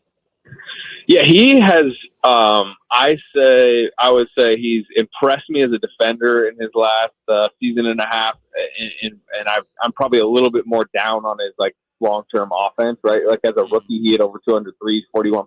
Like he hasn't been quite as much of a sniper since then, but he's like completely transformed to who I ever thought he could be defensively. I mean, and I remember early in his second year, there was a game in the Bay where he guarded Steph Curry, and he guarded him well, and the coaching staff was really encouraged. And that was like kind of the night it flipped, where they were like, no, like we think he can kind of not necessarily be their perimeter stopper, but they give him huge assignments. So when you're talking about impacting the game without scoring, I mean, like, he's going to, on most nights, get the most important defensive assignment. I thought last night he had a couple like mid-post touches. One I remember coming out of a timeout when they were struggling a little bit, and it seemed designed. They got him in the post. He hit a little like 17-foot fadeaway over a smaller defender. I like the way they're using him a little bit more. I would assume working under DeRozan, while it's going to hurt his stats, his offensive stats this season, it probably will help him learn some of those tricks as a bit, like kind of a wing scorer that maybe he can implement. I don't know. Maybe DeRozan's already helped his mid-post game because I thought it looked pretty good last night. He's always going to space the floor well, where like the defenses are in their scouting reports are told, hey, dude, don't leave him wide open. That always helps an offense. Even if you take 0 threes for a quarter, the fact that a defender has to stay on you is important. So he's a really good two-way player that we'll still see his ceiling. I think for him to get where the Kings believe he can get and where Kings fans should want him to get, he needs to get back like as a pure 40% high volume 3-point shooter that's really knocked down. And we'll see. I mean, that's kind of faded a little bit the last couple of years, but I still think it's in there. Catching up with the Anthony Slater here. Drive guys, as you said, some of those close games, if you want to win 50 games, you got to win those games. Wouldn't that also apply to the upcoming schedule, Anthony? And I know you never know how it's going to play out, but coming up here, you're at Utah, at Atlanta, at Toronto, at Miami. You come home to play Toronto again. You got to take advantage of this soft spot in the schedule, right? That's what they didn't do last year, right? Yeah. I remember they also Washington last year. That was one of their worst ones. You mentioned it. You would assume preseason that Miami is like the toughest team on that stretch. They've been kind of rough a little bit. I mean, that's Jimmy Butler situation looming over them. So it's a very winnable stretch. And it's tough to say, hey, you're about to go on a 4-game road trip where the first of that game is like a tough back-to-back where you're flying to Salt Lake City. But, like, you got to win this game tonight. I've seen Portland in person already, and I've seen Utah in person. Like, I think those are the two worst teams in the West. Take care of business. They did it last night. I do think, considering last time we talked, it was coming off that preseason where they looked a little shaky. I like the energy level and the effort level in the first 3 games, even though they're 1-2. But that has to translate to a back-to-back. You need to kind of be 2-2 coming out of this, and then probably go 2-1 on the rest of the road trip. Like, I feel like a 3-1 road trip is like reasonable to expect for a team that is at the arc they're at and talking the way they're talking, believing, the type of team they should be. Like, like bank some of these wins early in the season because, you get this great stretch now, but you know what that means? I mean, there's going to be a stretch of like tough game. What's after that? I believe it's like it's a real tough stretch of schedule. Yeah, you got some tough games. Clippers who are playing better. OKC is in that mix coming up. Then you got Minnesota right before things. So, yeah, things definitely get a little bit tougher. Slates, when you look at, what this team needs, we saw them go against Minnesota, lengthy team. Lakers, long team. How do they address their lack of length, and how do they attack that? I got to think Monty is aware and scouring what's out there. What do you think how they address that going forward? Yeah, I mean, it's tough to do at this point of the calendar because, look, they can do stuff they've done in the past, like, they got Kessler Edwards off the scrap heap. They tried KZ Okpala, They just went veteran free agency hunting with Doug McDermott because McDaniels didn't really work out in preseason. But the truth is, on the cheap, on the scrap heap free agency or fringe type trades, like that's not going to change the equation against the Lakers team. These are mostly guys that aren't going to be in your rotation.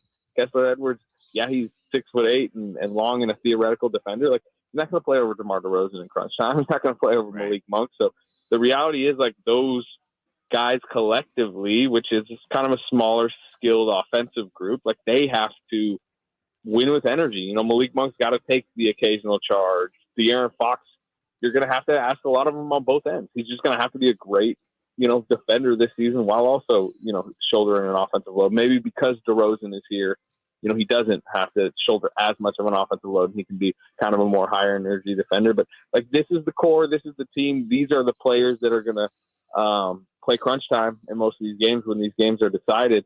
And then as far as your bigger picture question, that's more trade deadline, maybe in January.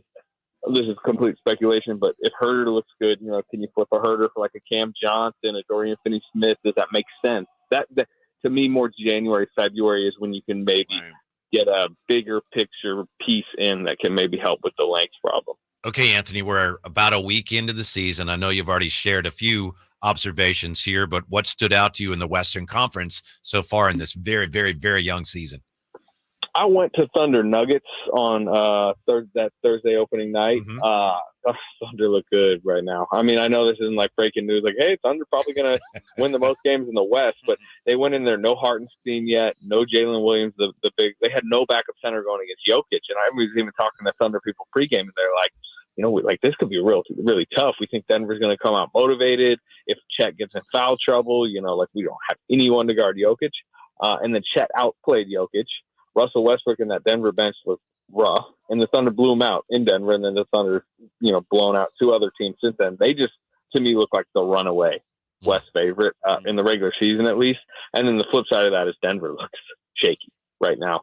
And I think that's a big deal in the West. If Denver is as down, remember 2 years ago, there was kind of like mini dynasty talk coming out of that title they had, which I think we all at the time were like, let's slow that down. But I am surprised at how much it has eroded since then, and how concerned I think rightly we should be about pretty much everyone in their rotation beyond Jokic. I mean, he's going to be Jokic, but Murray struggles. Michael Porter's not shooting it that well and feels a little overpaid. In the bench, they've lost Caldwell Pope, they lost Bruce Brown, all that. So I don't know. Those are two observations that we could keep going down the list if you want. Yeah. Anybody surprising you out there team wise? Anybody playing better? Maybe the Lakers or the Warriors? Warriors? What? Yeah, I mean, Warriors look good, but, they blew out who I just told you I thought were the two worst teams in the West, right? Portland, Utah. Now the Kings got to complete that blowout tonight. But I do like the Warriors' depth. I've been more impressed with them through, they were 6-0 in the preseason. Like, I think they showed a lot of that. Now that depth's about to be tested. Steph Curry and DeAnthony Melton missing at least 2 games. Andrew Wiggins out tonight. And they're playing Pelicans tonight and tomorrow, both at home. I want to see the Pelicans too, because they've just lost in Portland. Like, they're a team that it feels like they could swing upwards towards a 4 seed type or down towards 11. So it's still so early in the season. You mentioned the Lakers. I would say this about the Lakers, they clearly were out on Darvin Ham last year, right? Yeah. Like LeBron was, AD was, and that impacted it. It feels like how hard they played, how much they were, committed to like game plan, scheme, and all that. And we'll see how good of a coach JJ Redick is over the long term. But he's got buy-in right now. They're playing hard. They look more together and into it. Obviously, they beat the Kings. They lost last night to Phoenix, but 3-1, and it feels like a sustainable 3-1, and it does feel like a much healthier situation there in LA, and that's a big deal in the West. As long as they stay healthy. AD also looks like he's in great shape right now. Yeah, Anthony, I just have one more for you. De'Aaron Fox broke the 10,000 point mark last night. He's only the 5th guy to score that many with the Kings. How much will his reputation as a top guard in the NBA, how much will that hinge on how good this team ends up being? Yeah, I mean, that's everything. Think about, let's just use another example, Trae Young. Remember when they went to the East Finals? Yeah. I think it was like that COVID year. Mm-hmm. They broke through. He had that playoff moment against the Knicks where it was like right when crowds were being allowed back in. It was like such a great sporting event to watch. Like he was, kind of chirping at Spike Lee. Like that's when he elevated to like, oh man, Trae Young's one of the next big stars in the league. Everybody was talking about him. He suddenly became more marketable, and you thought he was about to take off. And then they've disappointed the last couple of years, and all we've been talking about is the bad fit with DeJounte Murray, all that, because they're not winning. And that's what it is in this league. When you have big playoff moments, when you show up on that stage, that's when you go to the next level. That's why Anthony Edwards just went to the next level. He took the Wolves all the way to the West Finals, but it's also why he didn't take that next step, because he kind of disappointed in the West Finals. So everything reputationally kind of hinges on winning at the highest stage when everybody's watching. And I will say one thing about De'Aaron Fox. I thought he impressed a lot of people with that first round series against the Warriors. I know they lost that series, but he was really good in it. Him and Monk, but particularly him. And I remember even the Warriors coming out of that talking about how much of like a winning playoff type player he was. He broke his finger. That's the tip of his finger late. Maybe that series is different. So I think he's built for the playoffs. But you got to be in the playoffs, number one, and then you got to advance to deeper rounds to go from just kind of a fun regular season player to that next level of stuff. Hey, Slate's last one for me, man. I'm gonna go out east. Sixers fined $100,000 for comments about Joel Embiid. Like, I don't know what's happening out there. I know Paul George got banged up in the preseason. I know Joel Embiid is dealing with what he's dealing with, but this is not a good start for this Sixers team. Like, should we not even buy in on all the moves they made, and could they be threats in the East? I mean, I buy in if you can guarantee me like Joel Embiid and Paul George are there for 35 minutes on a relative, nightly basis, and really like that they're there in the playoffs, which Embiid has really struggled with over his career. And Paul George played 70-something games last year. Like, he's been healthy. His was just, we saw it in preseason. He just hyperextended his knee. He should be back soon, so I'm not too worried about him as far as like what his current injuries. The Embiid one's weird because part of the reason they got fined is because they came out publicly and were like, he may never play back-to-back again. And the NBA is fining them because they feel like that's bad messaging. They're really trying to, especially with this new TV deal coming in, like they're trying to curb the idea that, basketball players just sit because they need rest, right? They want it to be a legitimate injury. They don't want the Sixers coming out and saying, hey, in March, he's going to sit a game. We don't even know why. He's just going to sit. But it also speaks to, like, we should all have questions about his durability. If he is healthy on any particular night, he can score 50 and take over a game. But we all know what the playoffs is. It's 2 straight months of you got to play 41 minutes. Remember that Knicks series they played last year? Oh, that yeah. went 7. Like that was a series of attrition, and you saw it with the Knicks as the playoffs went on. Bodies started going down.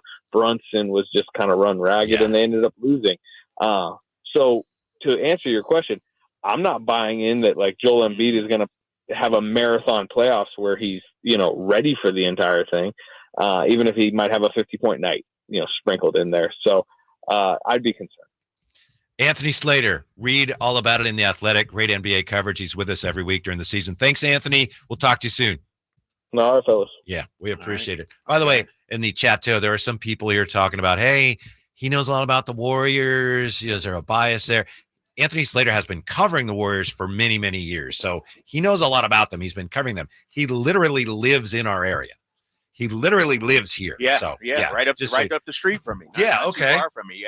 Yeah. So there you go. He's a local guy. Yeah. He's in our community. Yes. He's not down there in San Francisco. You're Yeah, right. but he obviously knows a lot about him. He's been down there a long time. Compio with a question for you, Drapes. Do you think Draper can get Danny Ainge to do a sit down before the show is over? That's a reasonable request. I think so. Why not? Well, let's make it happen, right? Your Whitey? Boston buddy, right? Yeah, my guy Danny Ainge. Yep, he should be here tonight. He won't tell us anything. That's the thing. It's like it'll be futile. Like we won't get any return out of that. Well, what you got to do is tell him, hey, you made the top 40 Kings of all time list. That's true. What number was he? We got to dog. Seriously. Yeah. I don't recall off the top of my head. I didn't even think about. I think We he could have was set 39 that up. or 40. I'm checking that. All right. Darn. Yeah. And Come then on, Jay. Yeah. We should have set that up, big fella. I'm blaming Jay, right? Jay also points out, because I asked him, and I know it was on the text thread, so you saw this, Trace, but Rudy Gay was 18th on our list, selected by our panel, the 18th best Sacramento King of all time. Yes. Shout out to Rudy Gay, retirement, hell of a career. This guy was a bucket getter, and so he's a Drapes guy too. Yeah, he is a Drapes guy. First team all Drapes. Jay looked it up. He is number 40, the big 40. Made it on the list. See? Yeah. Man. Right behind John Salmons. Yeah. See if he's in the building here. Have him hoof it up here. I'm pretty high up here in Utah. It's I want to get to eventually. Jay was clowning me during the Drapes takes. I'm trying to figure out what made him so upset. He can't bite his tongue now. Don't bite your lip now, Jay. You want some of that now, Jay? Well, it wasn't clowning, but I just want to get a better understanding of where you were coming with the Kevin Huerter, because I get it and I understand. One thing, I don't think, Drapes, you were traveling today. I said, I'm no longer talking about last year.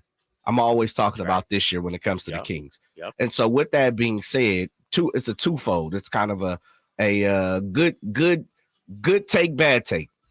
Great that Kevin Huerter is playing the way he's played in all 3 games and not just the 2 games. Mm-hmm. And you guys made a great point yesterday about the minus 29, and it wasn't on him. And it wasn't on him. It definitely didn't have. The reason why they lost the game to the Lakers wasn't because of Kevin Huerter.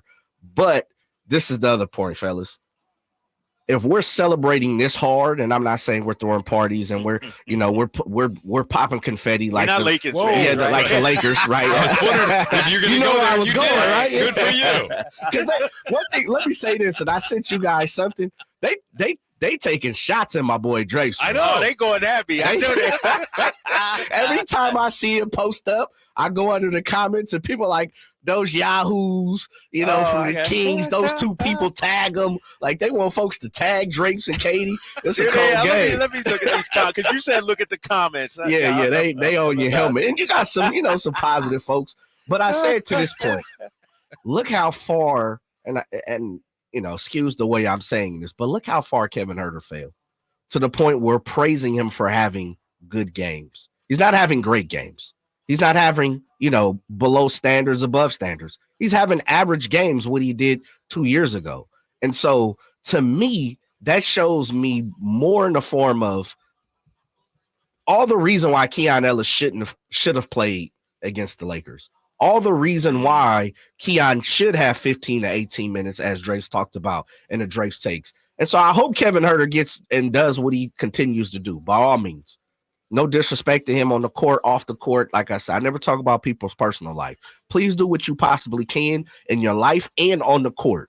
But at the same time, Keon, it shows how good Keon really has been in retrospect. And so I think we need to start to praise Keon a little more, comparing him to him just, that's a guy fly by night to come off the bench. And I'll be honest, I know, Drapes, please take a step back and take your headphones off. Like Mike Brown said, he patted himself on the back, but I didn't hear Mike Brown Saturday come out and say, my bad with Keon Ellis either, though. And so those are the things we need to, as Kings fans, as I said earlier in the season, have better lofty goals and expectations. Those are the things we got to make sure we keep Mike Brown, adhere to as well. As we slide it to you, Drapes, I'll just say this. I think one of the reasons people are excited about the way Kevin Huerter is playing is because he was so he was so badly injured last year and appeared lost that it's a relief. Now it's like, oh, okay, right. He can still play. So it's not just like our expectations are lowered. It's like, woo, okay, he's still Kevin Huerter. That to me is one of the reasons people are excited. Yeah, and I think, with Kevin Huerter, when he struggles, you can see it in the body language. You can see it in his shot. You can feel it in the arena. It seems like, the crowd lives and dies with every shot. It's like a gasp, like, yeah, and then he misses it, and it's like a in unison. It's like somebody misses a putt in a major in a golf tournament. Right. And so I think he feels that. I haven't seen that this year. You know what I mean? I see him playing free. And so I got to give him some props. And ain't nobody taking anything away from Keon. Keon, I've said it. He should be playing. I don't know what Mike was thinking on Saturday. Keon he's at this point now where he shouldn't be a DNP CD, in my opinion. I think he gives you enough defensively where you can find some minutes, whether it's 10 minutes, 15 minutes, whatever it may be. Like, I think he should be a rotation guy. And so, and defense travels, like matchups, like Keon should be able to play against anybody. And so, no, I hear you, Jay, but I think Keon going forward should be a part. I even said I thought Doug McDermott should be a part of the rotation. And Dougie McBuckets, he's played, 3 games, I think it is, 2 of them. I thought he played extremely well, in his limited time. And so I'd like to see Doug get some opportunities. When we come back, happy Bronniversary, Sacramento. You know what happened 21 years ago today. And by the way, ATL's biggest two-stepper, Ludacris, touching down in Wheatland next Saturday, bumping the hits and love. All you have to do is hit up the Folsom Lake Honda hotline right now, looking for caller number. What number, Drapes? What do you think? Oh, you put me on the spot. I'm going to go caller number 8 for my guy, Rudy Gay. How about that? Oh, I like that. Yeah. Caller number 8 to score that pair of tickets to check out Ludacris at Hard Rock Live November 9th, courtesy of Live Nation. Sacramento State football this Saturday at 6 versus Portland State. Get your tickets at hornetsports.com. Did you know your skin is the largest organ of your body? Huh? That's why you should shower with Old Spice Super Hydration Body Wash instead of plain old bar soap. Love your skin by super hydrating it with vitamin B3 and glorious notes of vanilla and shea. Did you know that my super hydrated skin is the second largest organ of my body? The first is my heart. Old Spice. Men have skin too. Old Spice Super Hydration Body Wash. 24/7 renewing moisture. With daily use. Have you heard you can listen to your favorite news podcasts ad-free? Good news! With Amazon Music, you have access to the largest catalog of ad-free top podcasts included with your Prime membership. Enjoy shows like The Daily, Up First, and Consider This, available ad-free on Amazon Music. To start listening, download the Amazon Music app for free or go to amazon.com/ad-free. That's amazon.com/ad-free to catch up on the latest episodes without the ads. Everywhere you look, things are getting more expensive. So at Consumer Cellular, we're lowering the price for those 50 and up. Now you can get unlimited talk, text, and data for $30 a line when you buy 2. That's just $60 a month for 2 unlimited lines. So if you're 50 and up, make the switch and save. Come on, you've earned this. Call 1-888-FREEDOM or visit consumercellular.com today. Requires 2 lines of service, age validation, and credit approval, subject to system and area limits, taxes, and other fees apply. Imagine your team always looking and feeling their best in high-performance technical workwear. Cintas can make it happen. They have garments for almost every job imaginable. And with the Cintas Workwear program, you get freshly laundered garments delivered every week for everyone on your team. Great garments without the bother of laundry. That's a real perk for employees. Find out how Cintas can boost team image and morale. Visit Cintas.com. Oh, I'm ready! And get ready for the workday.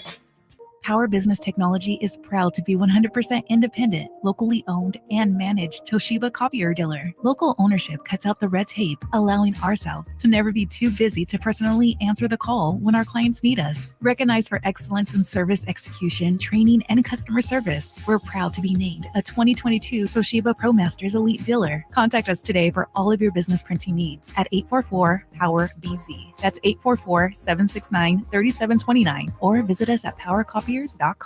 Despite having no experience, Gavin Newsom made Jessica Morse his, quote, wildfire specialist.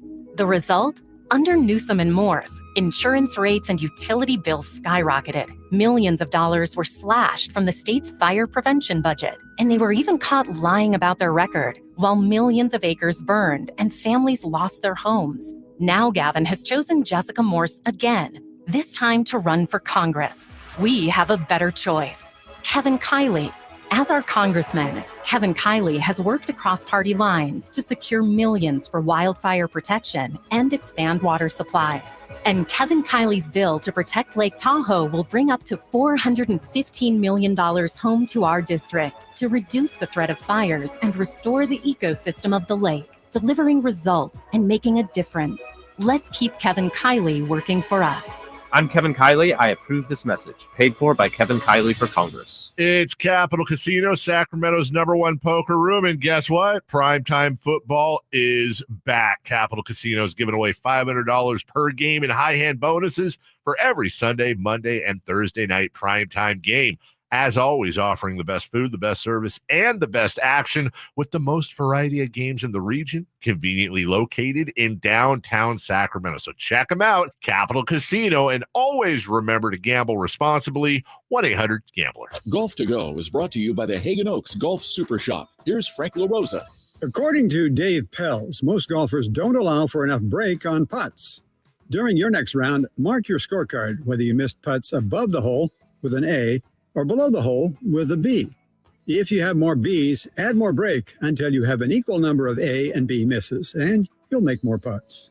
Ernie L. says bombing the driver on a par 5 might not always be the best strategy. Rather, you should get yourself to your ideal shot distance to the green. So if that's 120 yards, then for a 500-yard hole, you need shots of 200 and 180 yards. There are lots of ways to play a hole.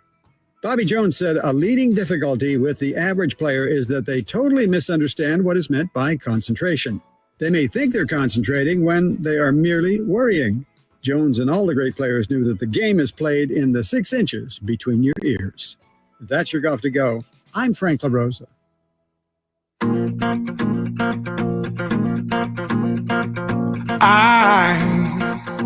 The only station in Sacramento giving you local sports coverage from 6 a.m. to 6 p.m. Monday through Friday. Sacktown Sports. Here's another example of why I always say we have the smartest listeners / viewers in all of radio. To Drive Guys, we got Drapes in Salt Lake City. We've been talking a lot about Rudy Gay, who announced his retirement today after 17 seasons. And Drapes says Rudy Gay is a Drapes guy. Yes. And, we have this ongoing thing. We kid about, Drapes, about no box scores, right? Yeah. So somebody on the text line, and I would give them credit, they didn't put their name on it, but thank you, from the 530. You guys really just talked about Rudy Gay without bringing up his hate of the box scores. I didn't know what they were referencing, so I looked it up. Yeah, what you got? According to Mike Ganter of the Toronto Sun, and this story is from November of 2013, Rudy Gay issued a ban on box scores in the Toronto Raptors locker room after games. Gay sees the score sheets as an unnecessary barrier to team unity, or even a temptation to be more focused on what is best for the individual as opposed to what is best for the team, end quote. So no wonder he's a Drapes guy. See? Exactly. And I didn't even know that story. I didn't either. Even know that. And exactly. I knew I liked him for a reason. Yeah, I'm with him on that. I might need to look at no darn box score. What's the box score for? I watched the game. I don't need no box score. And so shout out to Rudy for that. All right. It's possible here, as I read on, that one of the reasons he was compelled to ban the box scores is he wasn't shooting the ball very well on the season. Again, this is November of what year did I say? 2013. 13. Toronto small forward hitting 38.1% of his attempts. He hit 11 of 37 against the Rockets. And the criticism of his shot selection only got louder as his ongoing inefficiency continued to hamstring the Raptors offense. Oh, wow. No, I'm sure. Reporters probably after the game talking to him, interviewing him, looking down at the box score. He's like, forget that darn box score. I'm with you, Rudy. I'm with you. Oh, that was Forrest that sent that. Thank you, Forrest. Oh, our guy Forrest. Yes, your guy Forrest sent Hopefully that. he wearing his bracelet I laced him with. I hooked him up with. Yeah. So. Yeah. He says he wants to put the bracelet dispute behind you guys, behind you, And so that's why he sent that. Oh, yeah. We're guys. That's my guy now. Yeah, we're good. Yeah. We're good. when we get off this song, I ain't gonna be your guy. Jeez, Jay, you pulling out stuff from the crates, big fella. Oh, man, that's good stuff. Oh, man. Yeah. I want to say one quick thing about Kevin Huerter, and I hope Drapes doesn't get upset. But Slate's mentioned it, and Jay, it gets to what you were saying about why is everyone so excited about Kevin Huerter? He's playing okay, but I do think going forward, if the Kings are in position at the deadline where they want to make some kind of move, if Kevin Huerter's playing well, it just gives you more options. I'm not saying you're looking to get rid of him. We're 3 games into the season, big fella. You're already talking about trading the guy. I'm just saying that when I look at my assets, if he's playing better, it gives me more options potentially. I'm not saying they got to get rid of that guy. I'm not saying that at all. But that's just another thing that's good about him playing better. That's all I'm saying. Slater said the same thing. You didn't come into his kitchen. Nah, I'm trying to be respectful to the guest. You're a part of the family. You know how it is. A family can argue and disagree, but when you got guests around, you can't do that. I don't know what's going to happen. I hope not. I think he's super valuable for us, man. Yes. I really do. And unless you're getting Bobby Portis or somebody like that, I mean, it got to be a knockout. It got to be somebody that for sure is going to move you forward deeper into the playoffs. Yeah. Again, do you know what I'm saying, Jay? I'm not saying they got to get rid of that guy. I'm saying if you get into a position where, wow, we'd like to get that guy, well, what are we going to give him up? If Kevin Huerter's playing better, you just have more options. Yeah, assets are your asset is a little more richer and or higher in value. But I will say this: I do think Kevin Huerter is more valuable to this team if he's playing well. I think we can all agree to that, right? If he's doing what he's doing now, then sign me up because I think he is the perfect 2 guard. If you could stay right there, that 14 to 16 points, give me the 4 to 6 threes, sometime a rep. Give me 20, 25 like he did a couple seasons ago, and then pile on what he didn't really do, which is have postseason success. Now we cooking with grease. Yeah, he had 18 points last night. He's on 12 balling. shots. He's doing his thing. 3 blocks. Drapes, what about the a lot of people are talking about this, and he played well. You know what he's playing? Before I ask you, he's playing great team defense right now. Not good. He's playing great team defense.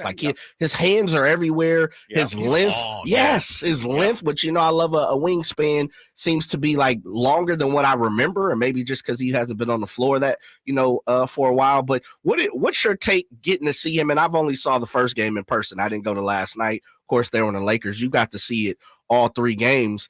Are you seeing something different? Does he look quicker? Does he look longer? Does it look like he's understanding, the defense of the calls better? What are you seeing? I think that the last point you made, I just feel like he's understanding position, where he needs to be. The compete level looks much better. I mean, he seems to be everywhere, man. We talked about the deflections earlier, the 3 blocks last night. It just seems like he's just way more active. And, it doesn't seem like he's out there in no man's land or out of position. And I'm sure that's something, they've talked to him about over the years. It's it's one thing to be able to guard your man. It's another, to dig down and swipe down and get a hand on the ball or something like that. I think he's doing exceptional at that. I just think he's more intentional with it, man, more dialed in than we've seen him ever before, I think, defensively. Yeah, and Jay, it's so funny you say that because last night after the game, he was the first one that spoke, and I was sitting not far from him as he spoke. And Jay, I was looking at him, and Kevin Huerter's sitting there, and, he's gesticulating a little bit. And I was thinking, man, he's long. Man, his hands are big. And I was thinking, boy, what did they do when they operated on your shoulder? Did they stretch you out or something? Because he did. I know he's not, but he just looked longer. He's playing that way anyway, Jay. Yeah, he is. When we had the opportunity to see him last weekend or whatever it was, I walked up to him and I was like, "Oh, you're a little bigger than I thought." Yeah. And what I remember being next to you at media days and then the tunnels, and I felt like he was just a little bit bigger. It's the headband. It might have been, yeah. It might have shortened him up, yeah. Everything falling into place. Headband Huerter, Yeah. All right, it was on this date. Wow, 21 years ago, October 29th, 2003. Yeah. How about it? LeBron making his NBA debut right here in Sacramento. Incredible. You consider all the hype. They had the Nike commercial before the game even was played, and so much hype on LeBron James. And I'm not the biggest LeBron guy, but I have to say, as a basketball fan, Drapes, and you know this very well, he has far exceeded all of that hype, and it's one of the most incredible things I've ever seen. No, you're right about that. All the pressure, all the hype. Yes. And think about it too, Whitey. Obviously a young kid that day, the so-called chosen one, the king, and all this. But look at the arc of his career. From not being able to win the big one to the narrative of not being clutch, the decision and how that backfired. He became a villain.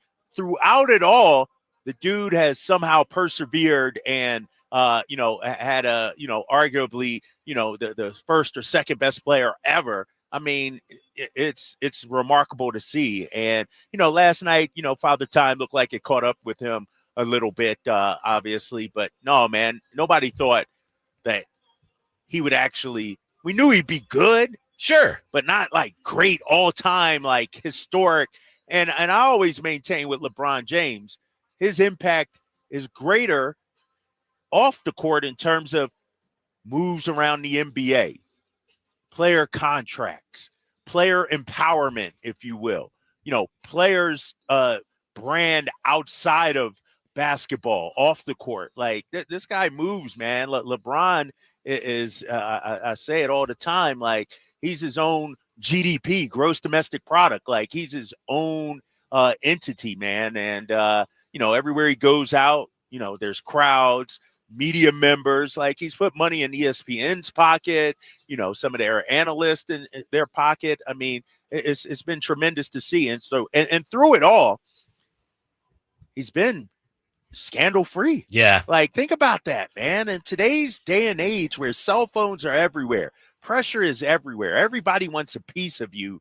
He's somehow been able to, be scandal free. That's impressive. And just real quickly here to drive home the point of how long ago it was, you look at the box score and the Kings won 106-92. The Kings, that game, LeBron's first game, Peja had 22, Vlade had 18, Brad Miller 16, Bibby 19, Christie 12, Bobby Jackson 16, Gerald Wallace scored a point, Tony Massenberg did not score, and Darius Sangaila 2 points. That's how long ago it was. Jeez. And LeBron is still playing.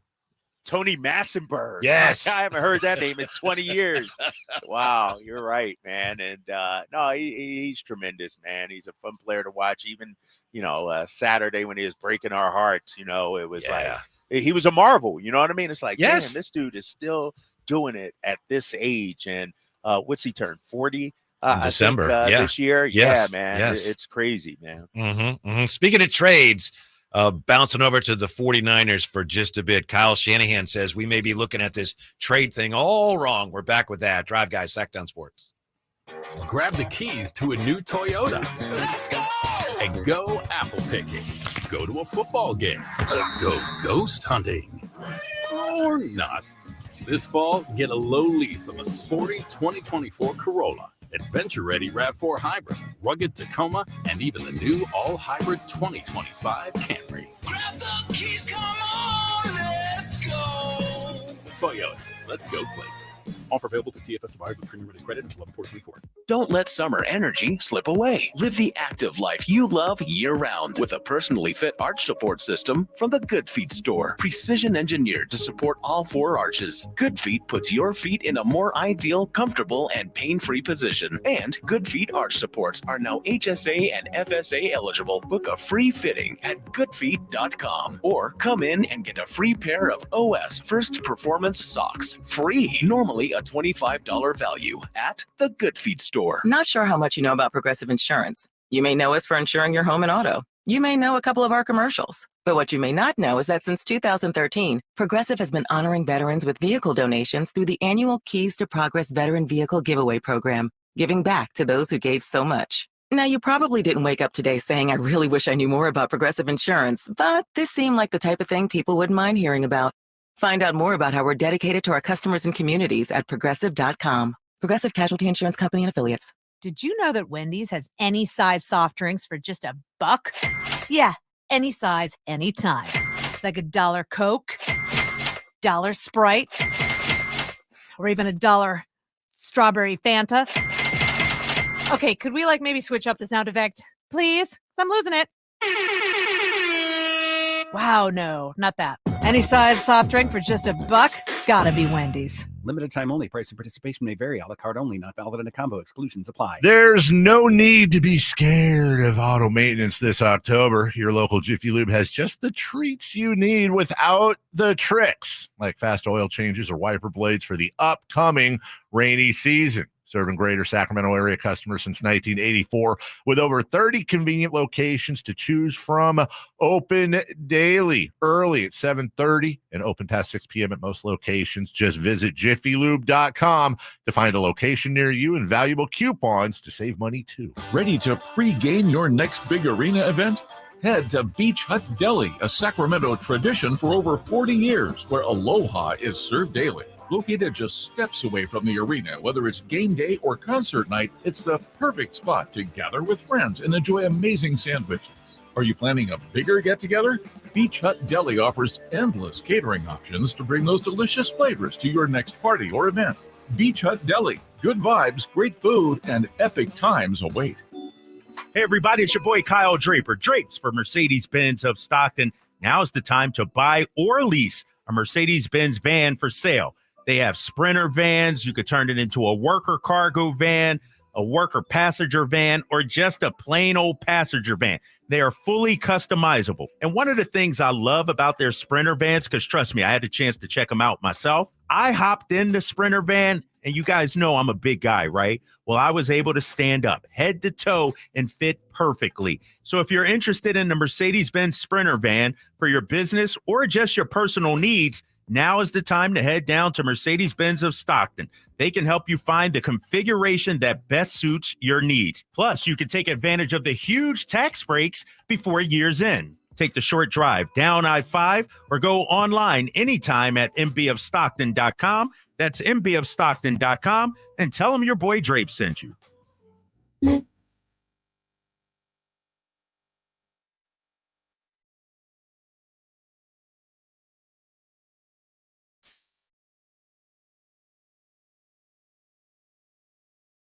Your afternoon home for Kings talk and so much more.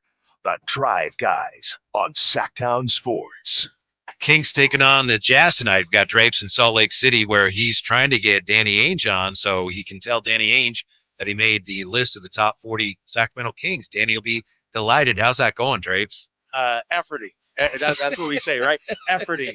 I don't have Danny Ainge, but I got another legend walking up. I'll tell you what, G-Man. G-Man just walked up the steps. Yeah? Dog, you're a better man than me, man, because remember, this altitude and everything, I would have circled around the building looking for an elevator or something. How you doing, G-Man? You good? He out of breath. Here. You need some water? You good? Yeah.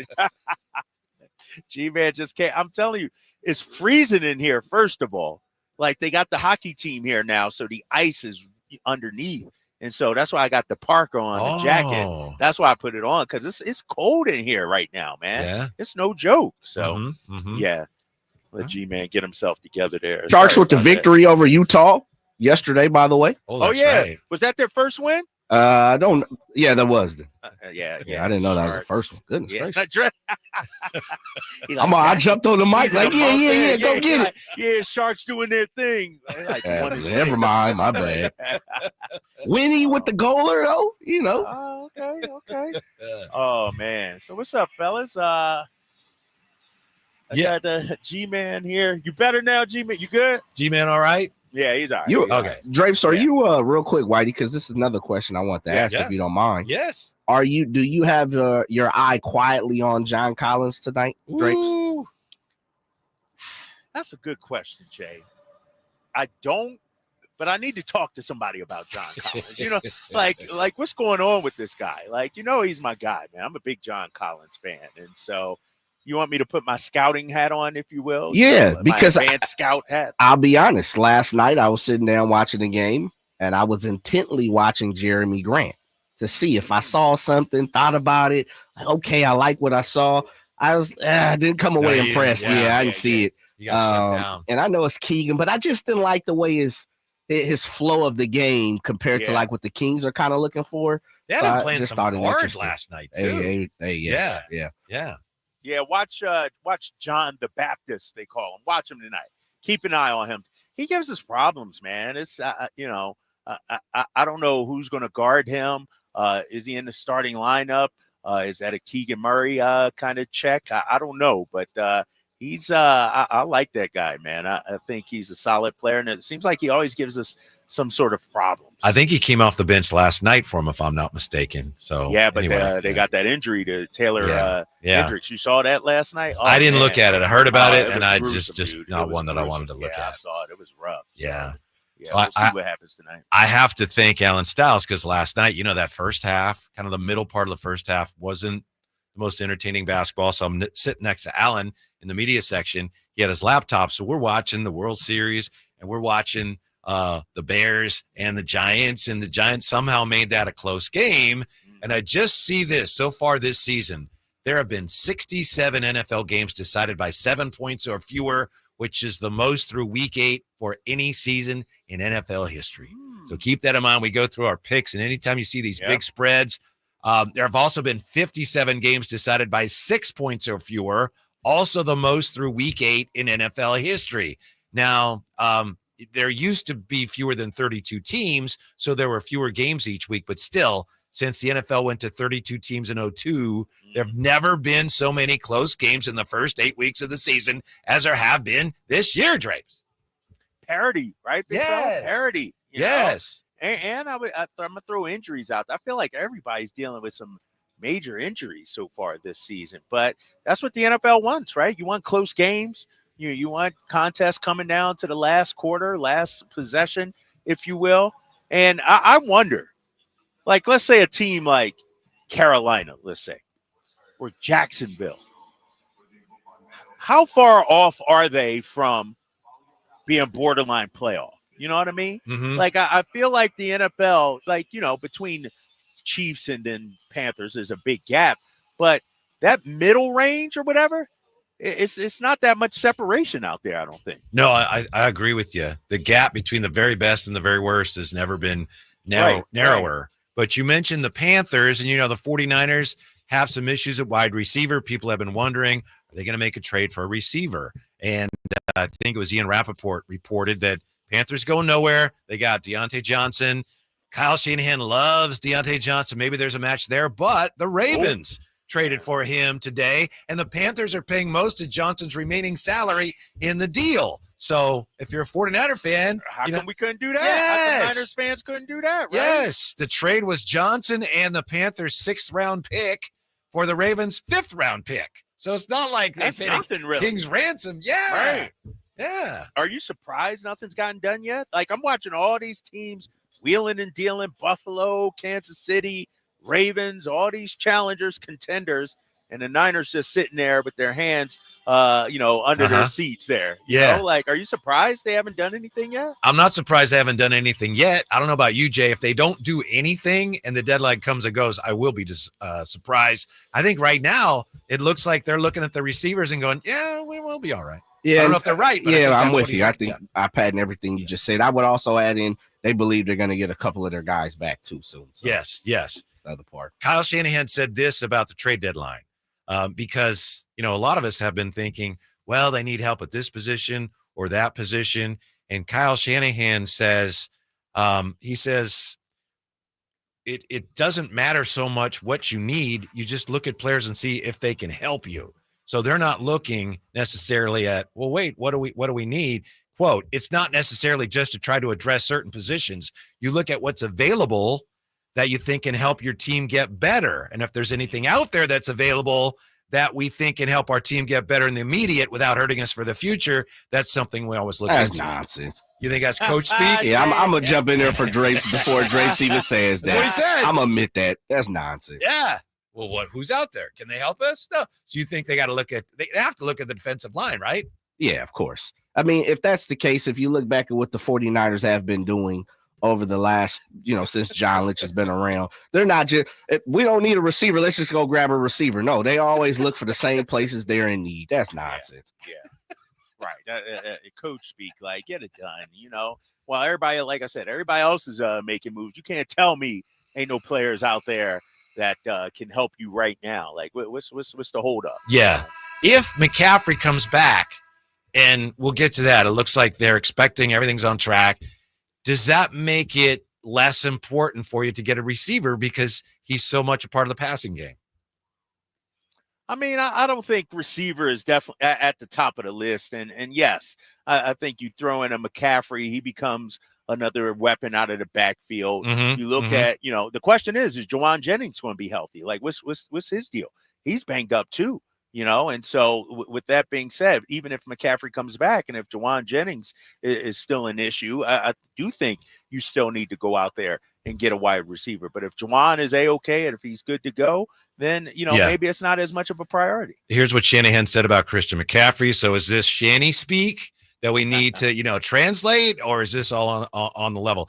He says it depends how this week goes. He's had no setbacks, so it looks like we're on track, but he's going to hit it hard this week while we're gone and kind of simulate some practice stuff for himself. And as long as it all goes good, hopefully we'll get him back in practice next week. If everything continues going right, if he has a good week this week, then he could be back. So it sounds like they're optimistic, but they're not sure yet. That's how I read that. It's portraying optimism. Yeah. Like guarded optimism. Yeah. Sort of, you don't want to get too excited and too, but I feel like everybody else, though, is like super excited. Yes. Yes. Fans, media, like everybody, like it's almost a foregone conclusion. I agree. That he's coming back. Yes. Like. It's he's good. He'll be back. Yeah. I hope so, but that's not really what the coach said. So the we'll coach see. ain't saying that. He's getting a little guarded with that, And so I don't know what to believe. I don't know. But I will say we've seen. Remember what was it? Friday, the first game, right? Friday. Yeah. Oh yeah, he's going to play. Yes. And then Monday. And then all of a sudden he doesn't play, and so right. I think he's just playing it safe right now. Yeah. It was day of the game because they played the Jets on the Monday, and it was like, wait, wait, McCaffrey's not playing. He said he expected to play. Yeah. Then they played that game for a couple of weeks. Then they put him on the injured list. Then he went to Germany, and now here we are back again. Fingers crossed. 10 weeks in. Yeah.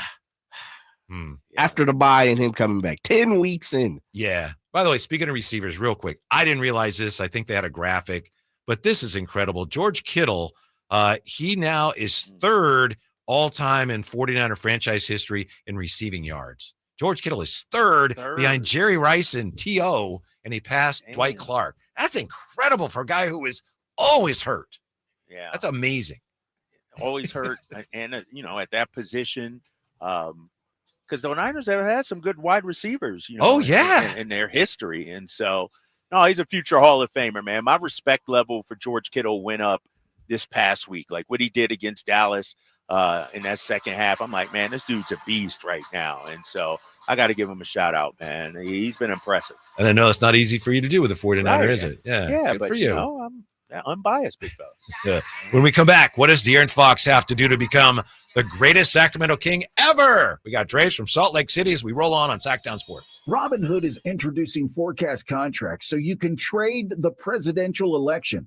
Through Robinhood, you can now trade financial derivatives contracts on who will win the U.S. presidential election, Harris or Trump, and watch as contract prices react to real-time market sentiment. Model year-end pricing is back at Folsom Lake Honda, your one-stop Honda shop. During the model year-end event, lower interest rates at Folsom Lake Honda make lower payments. It's no wonder why Folsom Lake Honda is your one-stop Honda shop. Come in today or check out our entire inventory online at folsomlakehonda.com. Get an instant cash offer for your trade at folsomlakehonda.com. We'll buy your car whether you buy from us or not. Folsom Lake Honda is your one-stop Honda shop. Folsom Lake Honda.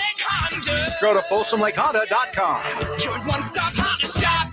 Finally, an easy way to find home improvement contractors. Just visit subcontractorsunited.com and simplify your search for home services professionals. From cabinets to windows, roofing to plumbing, Subcontractors United is an easy, simple way to find and hire a home improvement contractor. And you never have to give up personal information. So no harassing phone calls like you get from those other websites. Subcontractorsunited.com is sponsored by D&D Cabinets and Savage Design.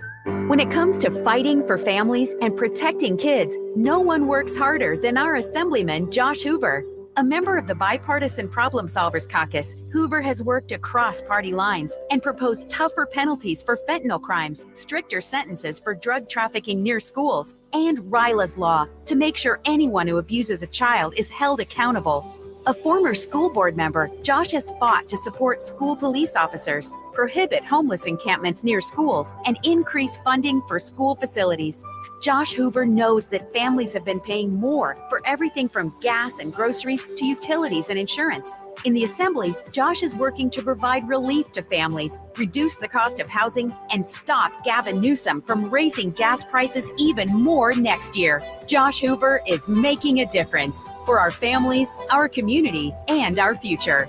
Our voice, our Assemblyman, Josh Hoover. Paid for by Hoover for Assembly 2024. Why choose Gonzalez Law Offices? Well, for criminal defense, expungements, sexual harassment, wrongful termination. The best thing you can do is to retain legal representation from an experienced defense attorney in Sacramento who helps you obtain the best possible results. At Gonzalez Law Offices, attorney Jonathan Gonzalez has remained undefeated from 2016 through 2019 for jury trials, and this year will be no exception. Contact him at 916-304-9187 or at saclegaldefense.com. Welcome back to another exciting game day. Grab your rally towels, throw on your jerseys, cheer, shout, and save on your gas. That's right, sports fans win big on home game days. Score instant savings of 25 cents per gallon on Shell V-Power Nitro Plus Premium Gasoline with the Fuel Rewards program.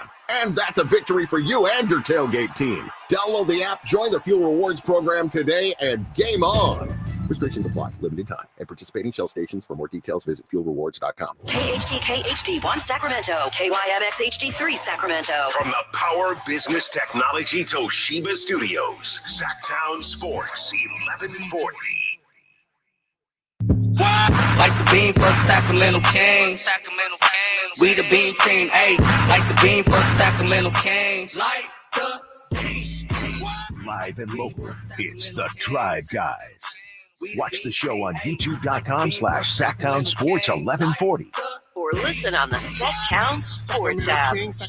We take you up to game night, bottom of the hour. We got Drapes in Salt Lake City where it's cold outside and it's cold inside too, huh, Drapes?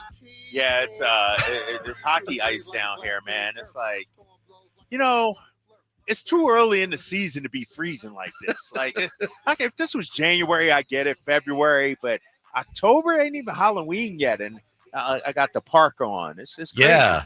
Look at you laying down bars. It's too early in the season to be freezing. Yeah.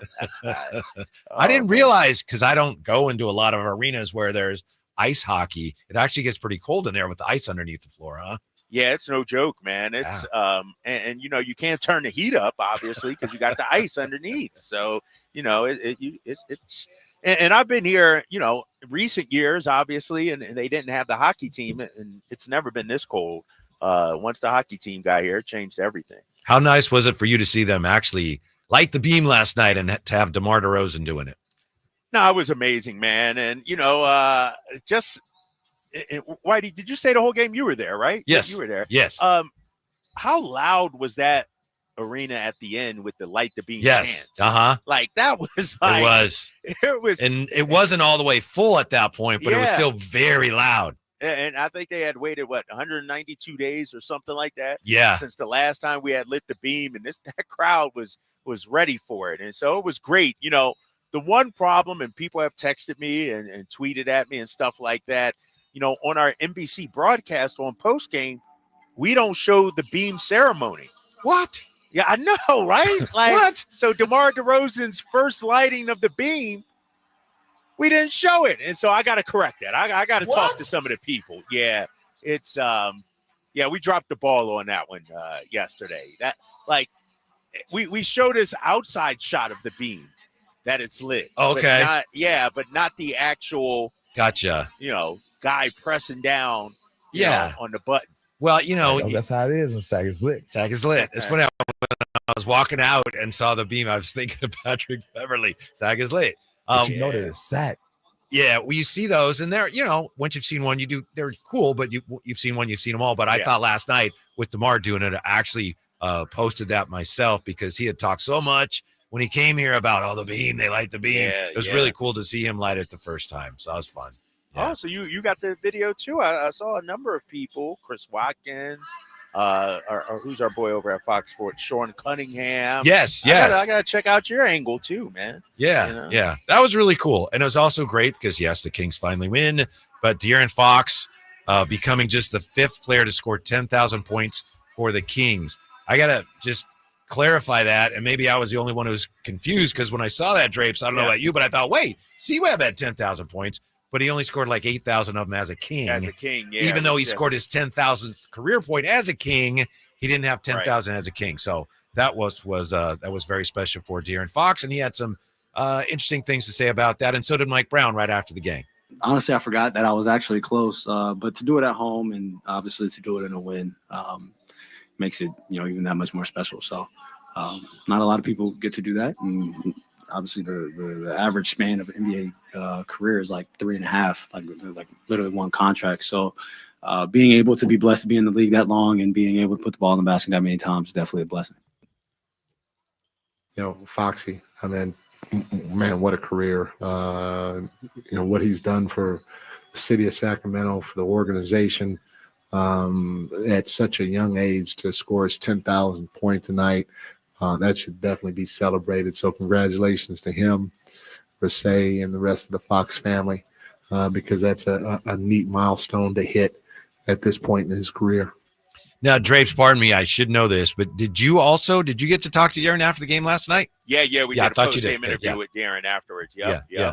How did that go? No, it was great. And once again, he echoed the same thing he said in the post-game sound, but he talked about to do it, to get it in the win and with the team and everything like that, being pretty humble about it. But, I said to him afterwards at the end, same thing I said in Drape's takes. I noticed, on that historic night, first thing he did was go over to Rasay and the two babies, and so that's why I say, man, it's like it may not always work out on the floor.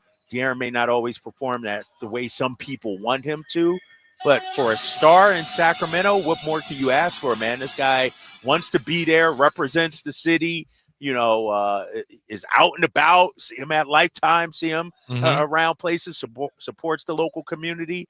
No, man. So I was happy for him last night. Yeah, if you get a little sentimental about it, and it's hard not to if you're a longtime Kings fan, he's just the second Sacramento King to score that many points for the franchise. And just more practically, to me, the last 2 games, it's been a relief to see that he can still be De'Aaron Fox and DeMar DeRozan can still be DeMar DeRozan. First game, I know De'Aaron was banged up a little bit, but that was an open question. It wasn't a matter of selfishness. It was just a matter of, well, can that work? And I know we have a long ways to go, but the last 2 games, it doesn't look like that's going to be a problem, Drapes. It looks, in fact, like it's going to be an asset going forward for the Kings. Yeah, those 2 guys. Yeah. I mean, and they figured it out. Last night, I thought they played off each other pretty good. Clutch time as well, money time. Like, it wasn't like, all right, DeMar, for 5 minutes, it's your turn. All right, De'Aaron, for 5 minutes, it's your turn. They seem to, take what was there. They both were aggressive out there.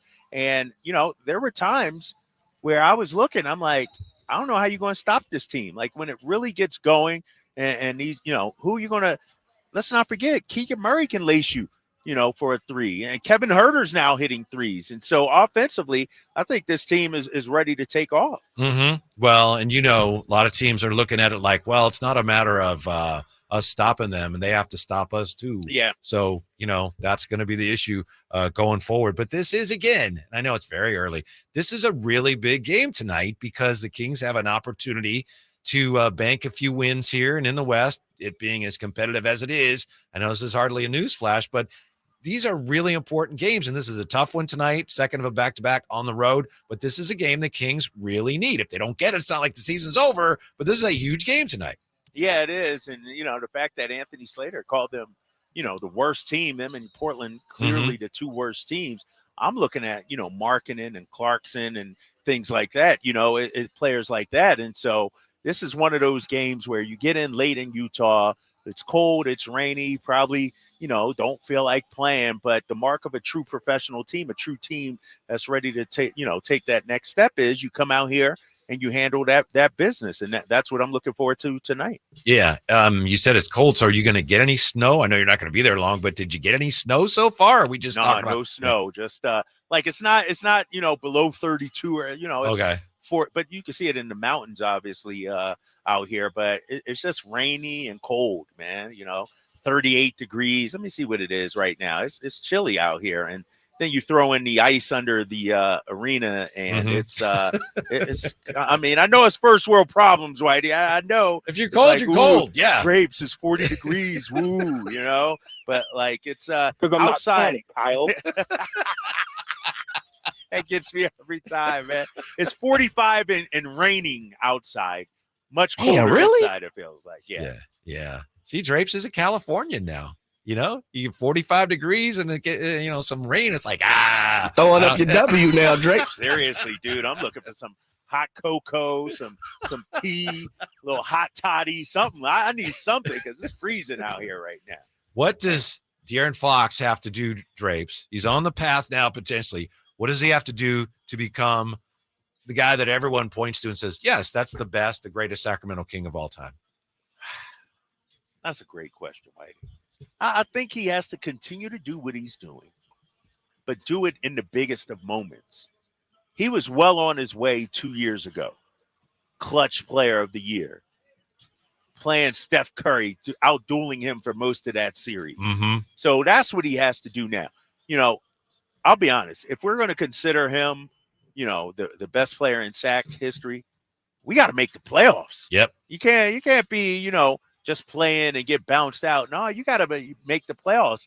And here's the thing about De'Aaron, because we saw it 2 years ago. We've seen it, in his college years even. The bigger the stage, the better he is. And so I could just imagine this guy, if we make the playoffs again, and let's say we play John Morant in the Grizzlies or something like that. Mm-hmm. Like, this dude's going to go off. And so I just think it's a matter of time doing what he's continuing to do, and then that team success also. Yeah, the built-in advantage he has, it's not fair, but I think it's plain to see. If you compare him, say, to guys like Mitch, C-Webb, well, they started their careers elsewhere. De'Aaron Fox has always been here. Maybe that's not fair, but in terms of everything he does is as a Sacramento King, and they go on to have some postseason success, that gives him a leg up over those guys because it's all been done with the Kings. So he's on that path, and it's just amazing. It's kind of stunning to me. I hadn't really thought about it. And then 10,000 points. Wow, that's staggering. And it still feels like he's just getting started. Well, how about this, Whitey? Think about it. He's halfway to 20,000. Yeah. And he's only 26 years old. Mm-hmm. Like, this dude still has a good 8 to 10 years of prime basketball left to be played. Like, he's on a Hall of Fame trajectory in terms of scoring the ball. I mean, if he cracks 20,000, he's in the Hall of Fame automatically, I believe. And so he's halfway there. And you got to imagine the next 5 years will probably be the best years of his career. And so the numbers that he's racked up now, I say getting to 20,000 will be a lot quicker for him, I think, because he'll be a better player, more elite player. Mm-hmm. Afro in the chat here says he's got to be the leader of a contender to make it to Weber's level. Yeah, Webb played with he was the best player, but he played on an excellent team. Yeah. And they made it to the conference finals. So, De'Aaron Fox is going to have to do something like that. Yeah, and is it fair to compare him and Weber? Like, I mean, now I guess you can because the Kings are better. But those first 6 years of his career, 5 years of his career, like, he was wasting away. Mm-hmm. He was toiling away. Like, Weber came here and instantly the Kings were a playoff team. You know what I mean? Mm-hmm. 2 years in, like, they were battling in the Western Conference finals and everything. So I look at it as sometimes you're a victim of your surroundings. And finally, De'Aaron, has a capable team, and it's not his fault, though. That's the thing. We say he needs to have success. Yeah. We're saying that now because they finally have the roster. But if this was 3 years ago, like, it was no way he could achieve that. Right. It was almost over for him as a Yeah. King, right? Yeah. It was something that was on the table. Thank goodness that didn't come to be. We're just talking about Rudy Gay after 17 years announcing his retirement. And clearly in his announcement, he mentioned that my career wasn't everything that I hoped it would be. So there's no sense, you have to come to peace with all that. Doesn't do you any good to think what could have happened, what might have happened. But, De'Aaron Fox, if he hadn't gotten hurt in that series against Golden State, they might have won that series, and he'd be a lot further down that path that we're talking about than he is right now. Yeah, think about it. You win that series, you got the Lakers, who he always plays well against, who the Kings have owned, and who knows, maybe that's the year they make it to the Western Conference Finals. Mhm. So, no doubt that injury changed everything. And then 50 points from Steph Curry as well. And so, but there's still time, man. He doesn't have a lot of time, but there's still some time. And that's why I think this year is so critical. Obviously, we know about the contract, Whitey, but he put up some tremendous numbers last season. Yes. But it happened, in the forest with the trees around, and nobody could see him or hear him because the team didn't achieve success and get into the playoffs. You got to be a top 4, 5, 6 seed, and then people start noticing you. He's got more time than DeMar, but he doesn't have time to waste. That's it. Yes. Now, I know you're a little chilly. Yeah, Here's something that might warm you up a little bit. Do you think a little TC would warm you up there in Utah? Yeah, our boy TC. Yeah, time for Check It with TC, the Drive Guys. What's up, TC? Yes, sir. Whitey, Drapes, what's popping? What's up, TC? Drapes needs you to warm him up a little bit all the way in Salt Lake City, TC. Hey, Drapes, you going to warm up? We're going to go ahead and get a dub tonight, bro. We're going to win by 12 tonight. Don't even worry about it. The Kings is rolling. We got Velvet back on track. Listen, this team is going to be scary. I try to tell, that's what I was talking about, Drapes and Whitey and Jay in the back. I was saying, this team is going to be scary once we figure it out. We still got some work to do, but I see it. I see it, bro. I promise you. Don't even worry about it. I'm sticking to my guns. 52 wins this season. I promise you. Don't worry about that Niner Cowboys. We always beat the Cowboys, bro, and we almost choked that game off. So that game didn't show me nothing. It didn't show me. It didn't show me nothing. Nothing that I already didn't know and nothing that I already didn't know. Period. But we're talking Kings right now. I just wanted to get that out the way because y'all probably want to know what my Niner take was. Yes. We were wondering. It ain't show me nothing. Other than that, go Kings. Let's go. Y'all get ready, man. That's all I got. My check. TC. Yes, sir. I love that. Right. Just want to throw that in there. I knew you guys would wonder what my 49er take was. Right. Absolutely, I did, TC. Yes. Jay, what is the point spread for this 6.5. 6.5. According to the Vegas Insiders. All right. 6.5. MGM, of course, that's what we use on the show. Uh-huh. Yeah. TC said a soft dozen. Yeah. Yeah, he said dozen tonight. Wow. It should be. I mean, they're coming off a back-to-back, too. Yeah, I know. Second night of a back-to-back. They had a horrific injury. Isaiah Collier, I don't think is playing tonight. I think he's out, so they're a little short-handed. And so why not? Why not get this dub? Drapes, isn't this, I could be wrong, but I don't think I am, the third straight game in which the Kings have played a team that played the night before? The Lakers played. Yep, 100%. 100%. Take advantage, right? Yep. I know the Kings played last night too, but take advantage of that. It's time now for Whitey's wish list. Real quick. What you got for us? I want to see what you think of these tonight against the Utah Jazz. I know I mentioned this yesterday, Drapes, and I don't mean to pick on the guy. I just think they need him. It's vitally important that they get Trey Lyles going. Still need to get Trey Lyles going, even if just a little bit, right? I'm not saying he's got to go out there and score 20 points. We need to make Trey Lyles, we need him to get to the point where the other teams are feeling him and he's forcing them to adjust to him, right? Wouldn't it be nice? Yeah, we got Trey Lyles going. It would be nice. Hey, and that's why it's a Whitey's wish list. You know what I mean? And Yeah. This is what you wish.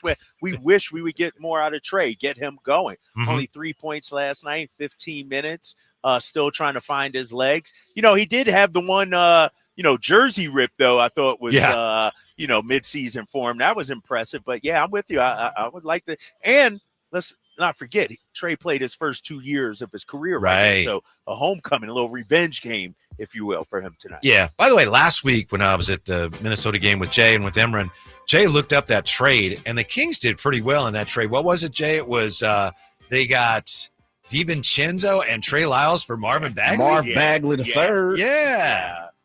You're right. You know who would fit well on this team? DiVincenzo. Yeah. He was here, man. Don't bring that up. I'm Don't bring that up. He Yeah, badmouthed us on the low. Oh, did he? Yeah, remember when he moved to the Warriors, he did the media day, then he did the first his press conference when he came back. Starts to be He with was the real hurt. organization. Yeah, there you go. Yeah, don't be big badmouth and sack like that, dog. Yeah. All right, Drapes, number 2 on Whitey's wish list. Come out with more intensity than they opened with last night. Second game in 2 nights for both teams, but Utah's, they're trying to avoid slipping to 0-4. And I just thought, I get it, whatever. But Kings last night came out kind of, both teams did. And you can't have that tonight. Okay. All right. What you want to see? Like pace or lock in defensively when you say that? Get out. They don't like to run. Get out, run, get some easy buckets, but you can't. We don't want to be looking up there, midway through the second quarter and both teams are shooting 34%. Right. Midway through the second, it's 27-26. Yeah. Like that. Don't let this inferior team hang around with you.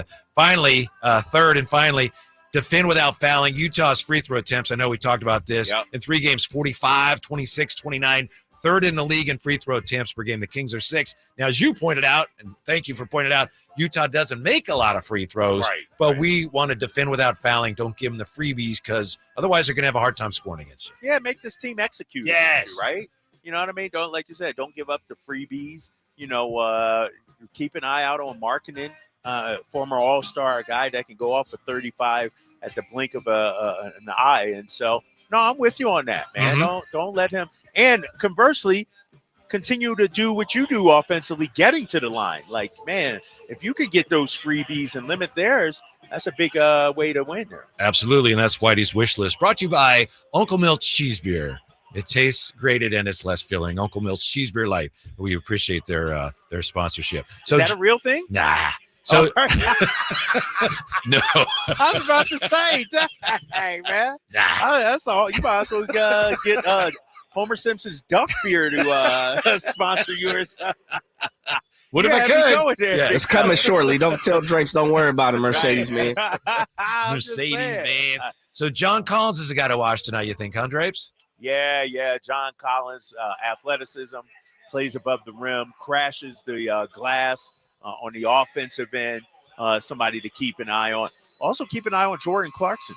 He always plays well against us, it seems. I think he averaged 24.5 against us last season, I think it was. And then what about Lauri Markkanen? 4 of 22, I think he was. And I think he was 4 of 15 from 2-point range last night against Dallas. So, I mean, this guy's probably going to come in hungry and look to have a better game tonight. So, Coach Drapes, how you matching up with these guys at the jump? That's a good question. That's a great question. I don't mean to put you on the spot.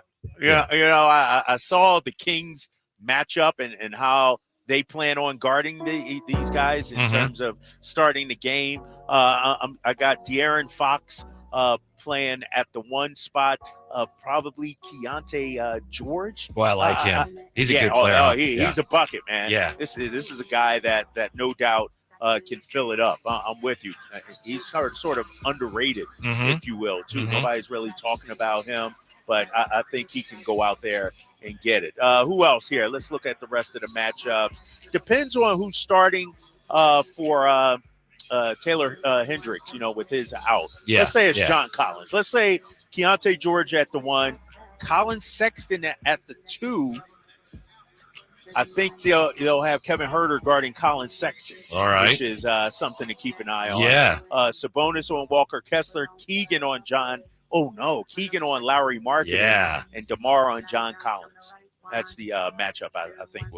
It's going to be interesting to see how many times the Kings can get away with playing DeMar DeRozan on the other team's 4, and that could be a challenge again tonight, right? I'm not trying to be negative, but that's just the fact of the matter. And we got to make them pay on the other end, right? With that pace, right? And get out and run, get DeMar out in transition. And so a matchup of different styles tonight, I think we'll see. Yes. Now, I don't think you're with us tomorrow, right? We're not. Yeah, we're flying to Atlanta tomorrow during the show. So you'll have to hold it down without me. We'll do our best. Maybe I we just know. no LeBron James at the station. They may just go dark and just take the station off the air for a few hours. Just take the L. You know what I mean? just punt on this. Hold up, Whitey. Let me take a look real quick at our travel schedule. Yeah, we leave at we get to Atlanta. Yeah, I might be able to chime in with a Drapes take on the back end. All right, that'd be Something like awesome. that again. Yep. Yeah. Yep, I can do that. Yeah, whatever you can do. Don't hurt yourself. Don't pull anything, but we'd love to talk with you. So, Okay. yeah, enjoy the game tonight, Drapes. Thank you. All right, fellas. See y'all soon. Yeah, and we've got game night coming up. Getting you ready for the Jazz and the Kings. It's the High Flyer Henry Turner and Scott March next. Sacktown Sports. Sacramento Kings. Big wins, big stats. Pass that dribble.